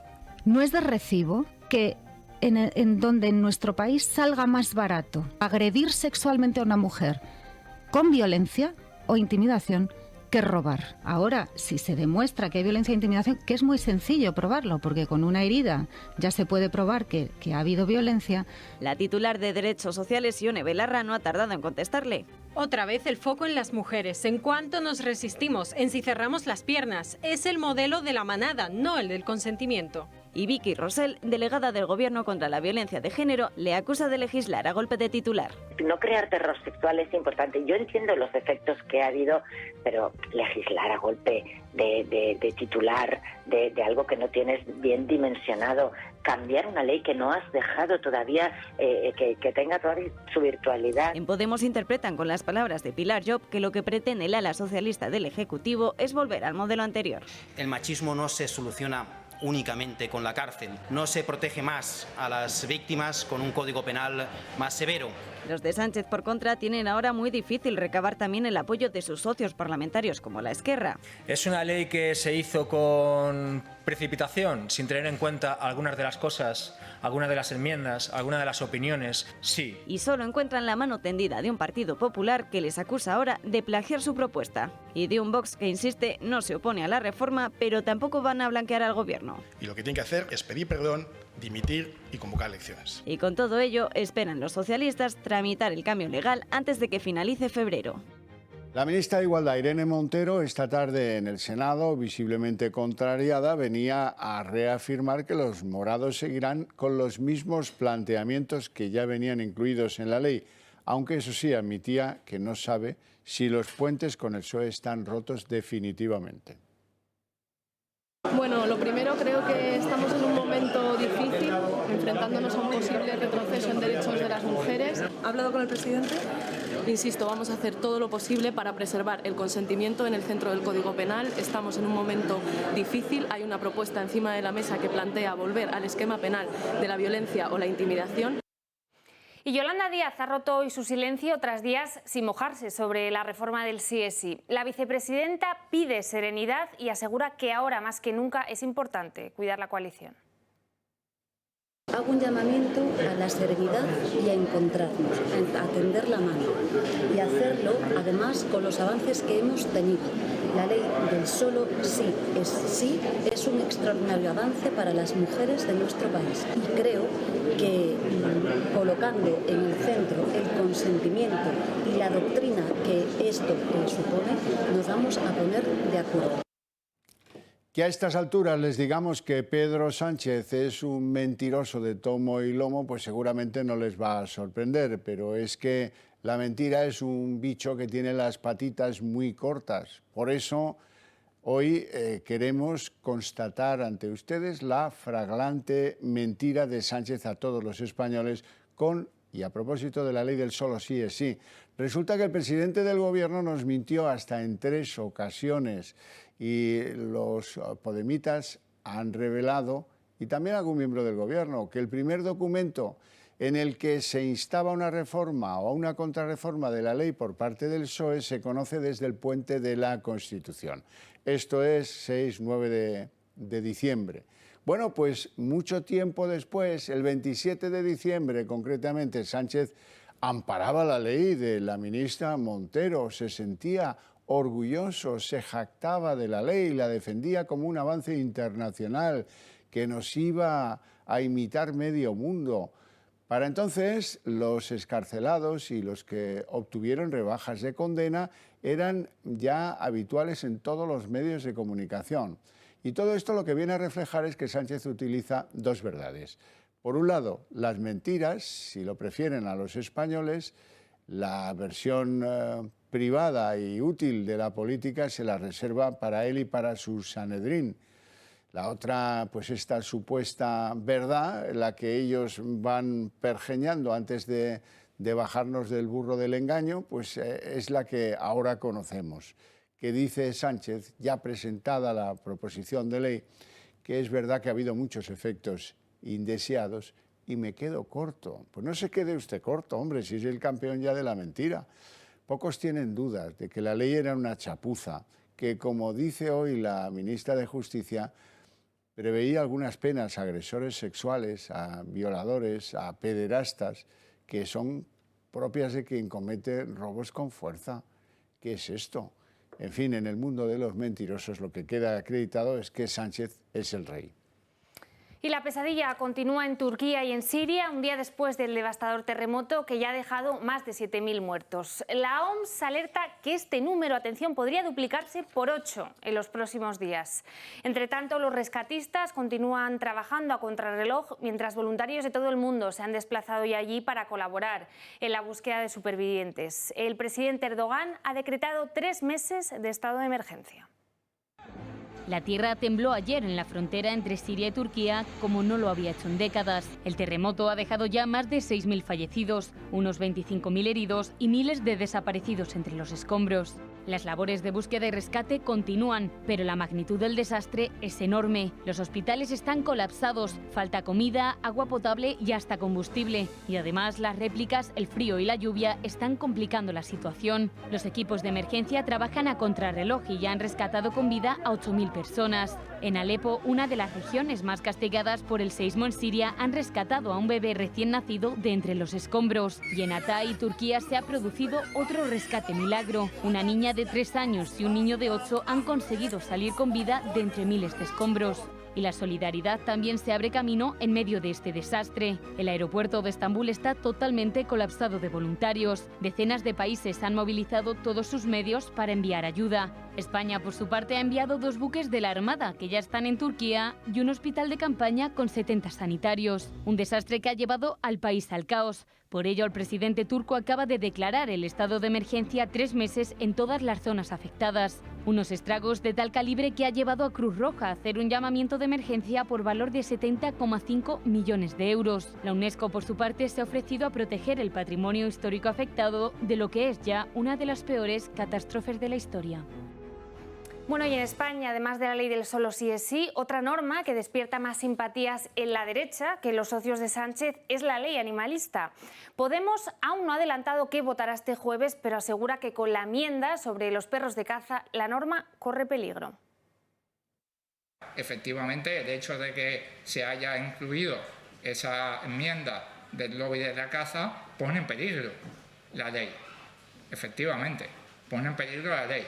Y claro, nosotros estamos trabajando para que pueda tener una mayoría parlamentaria, pero esa enmienda del PSOE, del PP y de Vox, pues pone en peligro la ley de protección animal. Esto es un hecho. Tanto el portavoz de Esquerra, Rufián, como el de Más País, Errejón, o el de Compromís, Baldoví, se han preocupado y mucho hoy de dejar claro que el PSOE no se ha ganado su apoyo en la votación prevista para el jueves de esta polémica ley del bienestar animal. Como saben, la enmienda sobre los perros de caza amenaza con que el jueves el PSOE tenga que abrirse a otros apoyos distintos a los habituales, a esos que se conocen como las malas compañías, o ver fracasada la votación de su ley. Sí que es cierto que nosotros en ningún caso podemos apoyar una ley que olvida a animales que se utilizan como si fueran herramientas. Y a la espera de lo que haga el Gobierno y lo que pase con esa enmienda, el Gobierno no tiene nuestro voto afirmativo asegurado.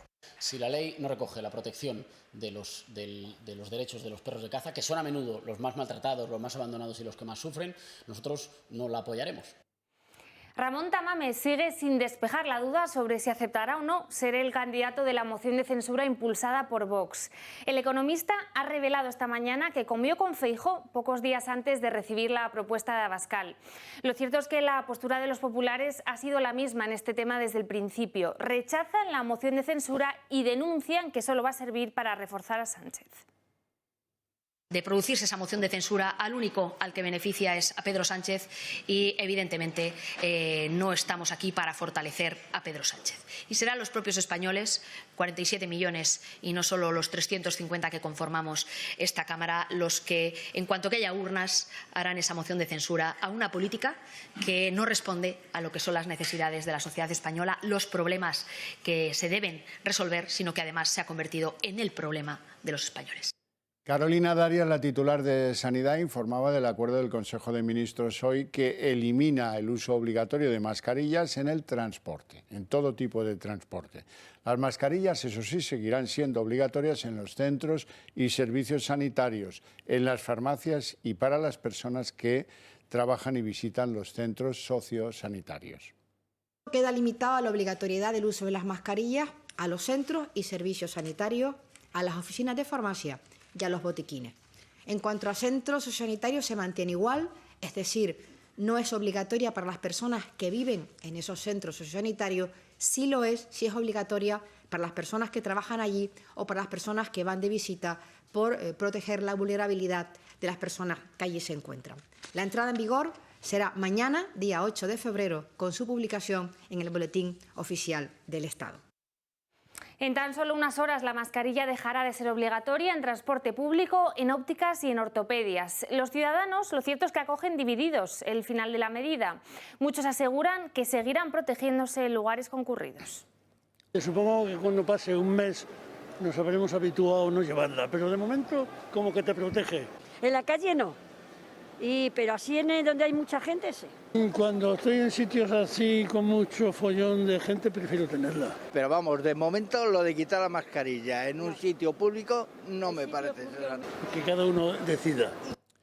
Este es el gobierno, sin duda alguna, que más traspiés ha dado con esto de las mascarillas. Fue lento en declararlas obligatorias, porque no le convenía el discurso de Pedro Sánchez. También fue lento en rebajar el IVA, porque decía que Europa lo prohibía y también se nos mentía. Y ahora han sido muy lentos en levantar la obligatoriedad en el transporte. Conozcan ahora los bandazos que ha dado este gobierno en materia de mascarillas. La mascarilla llega a su fin. España registraba su primer caso de coronavirus y el director del Centro de Coordinación de Alertas y Emergencias Sanitarias decía esto. No es necesario que la población utilice mascarillas. Sí que puede ser interesante en los pacientes con sintomatología. Semanas antes de la declaración del primer estado de alarma, Simón seguía el criterio de la Organización Mundial de la Salud. Un día después de aquel famoso 15 de marzo de 2020, las autoridades militares comenzaron a incautar mascarillas quirúrgicas cumpliendo órdenes de las autoridades sanitarias y por fin Sanidad reaccionó. Les quiero anunciar hoy que España ha cerrado con China una compra de material por valor de 432 millones de euros. Una compra como los otros 13 contratos de emergencia adjudicados por Sánchez en 2020, por la que la Fiscalía de Anticorrupción tuvo que investigar la supuesta vinculación de empresas con exministros, vicepresidentes y hasta el presidente, y que incluso salpicó al hermano de la presidenta madrileña, acusaciones de las que todos salieron indemnes. Pero volviendo a las mascarillas, luego decayó su defensa a ultranza. El uso de mascarillas es una medida muy importante que puede reducir mucho la transmisión de la enfermedad. Después, que era recomendable utilizarlas en los lugares de trabajo. En mayo, que si las FFP2 estaban indicadas para personas sanas, mientras las quirúrgicas para las personas que tienen sintomatología. Y una semana más tarde, que si las primeras no están recomendadas para la población general. Y antes de empezar el primer verano de la pandemia, se nos dijo que serían obligatorias hasta otoño. Y así transcurrió un año. En mayo de 2021 había que ir paso a paso para que en exteriores, en no muchos días, se pueda ya reducir. Y por fin llegó el 26 de junio de 2021 y el presidente anunció su fin al aire libre, pero no será hasta año y medio más tarde que por fin la retiren del transporte público y por tanto también de los vuelos con origen o destino en España. Unas mascarillas recomendadas por un comité de expertos que, por cierto, jamás existió. Con 10 meses de retraso, la vacuna de IPRA podría ver la luz a finales de febrero de este mes. La vacuna española, cuya comercialización el Gobierno situó en un principio para mayo de 2022, llega a un mercado con retroceso, en el que la pandemia ha dejado ser un mal acuciante para todos. El motivo, según apuntan algunos medios, es que IPRA está enfocado a productos de uso animal y hasta ahora no había desarrollado uno para uso humano. Sea como sea, Sanidad sostuvo durante mucho tiempo que la vacuna estaría lista hace más de un año. Hoy ha comenzado el debate y discusión del famoso recurso presentado por el Partido Popular a la ley del aborto del gobierno de José Luis Rodríguez Zapatero. El Pleno del Tribunal Constitucional ha considerado no justificada la abstención de la magistrada Espejel, pero aún así la composición del quórum de los 8 magistrados que deben abordar esta discusión podría no estar exento de polémica, puesto que se ha resuelto de una manera un poco caciquil, señalan en ambientes judiciales. La ley del aborto es uno de los temas más comentados en la actualidad, no tanto la nueva aprobada por la cartera de Irene Montero el año pasado, sino por la aprobada en el año 2010 por el gobierno de José Luis Rodríguez Zapatero, una ley que el Partido Popular, entonces también en la oposición, recurrió ante el Tribunal Constitucional. ¿Pero en qué consistía esta ley? Recogía el aborto, denominado por los proabortistas como interrupción voluntaria del embarazo, como un derecho de la mujer. Se garantiza el acceso a la interrupción voluntaria del embarazo en las condiciones que determinan en esta ley, Estas condiciones se interpretarán en el modo más favorable para la protección y eficacia de los derechos de la mujer que solicita la intervención. Los requisitos que en ese momento puso el PSOE para abortar son los siguientes. El aborto debía realizarse dentro de las primeras 14 semanas de gestación, se tenía que haber informado previamente a la mujer embarazada sobre los derechos y ayudas públicas de apoyo a la maternidad a los que se podía acoger y un plazo de al menos 3 días entre la información y la realización de este aborto. El Partido Popular, por su parte, presentó un recurso a esta ley, un recurso en el que consideraban inconstitucional la llamada ley de plazos, es decir, pretendía ilegalizar el aborto, excepto, eso sí, 3 supuestos. El supuesto de violación, el aborto de hasta las 22 semanas de gestación en casos de riesgo de malformaciones del feto y sin límite en el caso de peligro para la salud física y mental de la madre. Una ley que 12 años después fue sustituida por la de Irene Montero, que aunque recoge puntos mucho más polémicos, tienen al fin y al cabo un mismo final, el fin de la vida de los no nacidos. Detenido en Jaén un abuelo de 62 años que durante 5 años agredió sexualmente a sus nietas de 10 y de 12. El arrestado vivía puerta con las menores y era habitual que se quedara a su cargo cuando sus padres trabajaban. Las víctimas permanecieron en silencio durante años ante la amenaza de su abuelo de matarlas a ellas o a su madre si contaban algo. Una de las niñas rompió a llorar en clase recientemente y terminó narrándole a su profesor la pesadilla a la que llevaba sometida con su hermana durante 5 años. El supuesto agresor, tras pasar ya a disposición judicial, se encuentra en prisión. Tarde, pero al final el Tribunal Supremo ha anulado la exclusión de los toros del llamado bono cultural joven. El Tribunal Supremo alega que no hubo justificación suficiente para apartar a la tauromaquia de la lista de actividades que pues los ciudadanos al llegar a los 18 años pueden financiar con esa ayuda de 400 euros que ofreció el Gobierno. Y la borrasca Isaac, que está dejando estos días fuertes rachas de viento, de lluvias y de nevadas en cotas bajas. La peor parte, lo cierto es que se la está llevando la zona norte del Mediterráneo. Por ejemplo, hoy en Valencia, el viento ha soplado con una intensidad de hasta 70 km por hora, que ha dejado imágenes como estas que ven y que podría provocar estos días olas de hasta 6 metros. Bien, ya está aquí el día en 30 minutos. Les deseamos una feliz noche a todos, sobre todo si deciden compartirla con el Toro Televisión. Y les dejamos en compañía de Sandro Meco. Hasta mañana.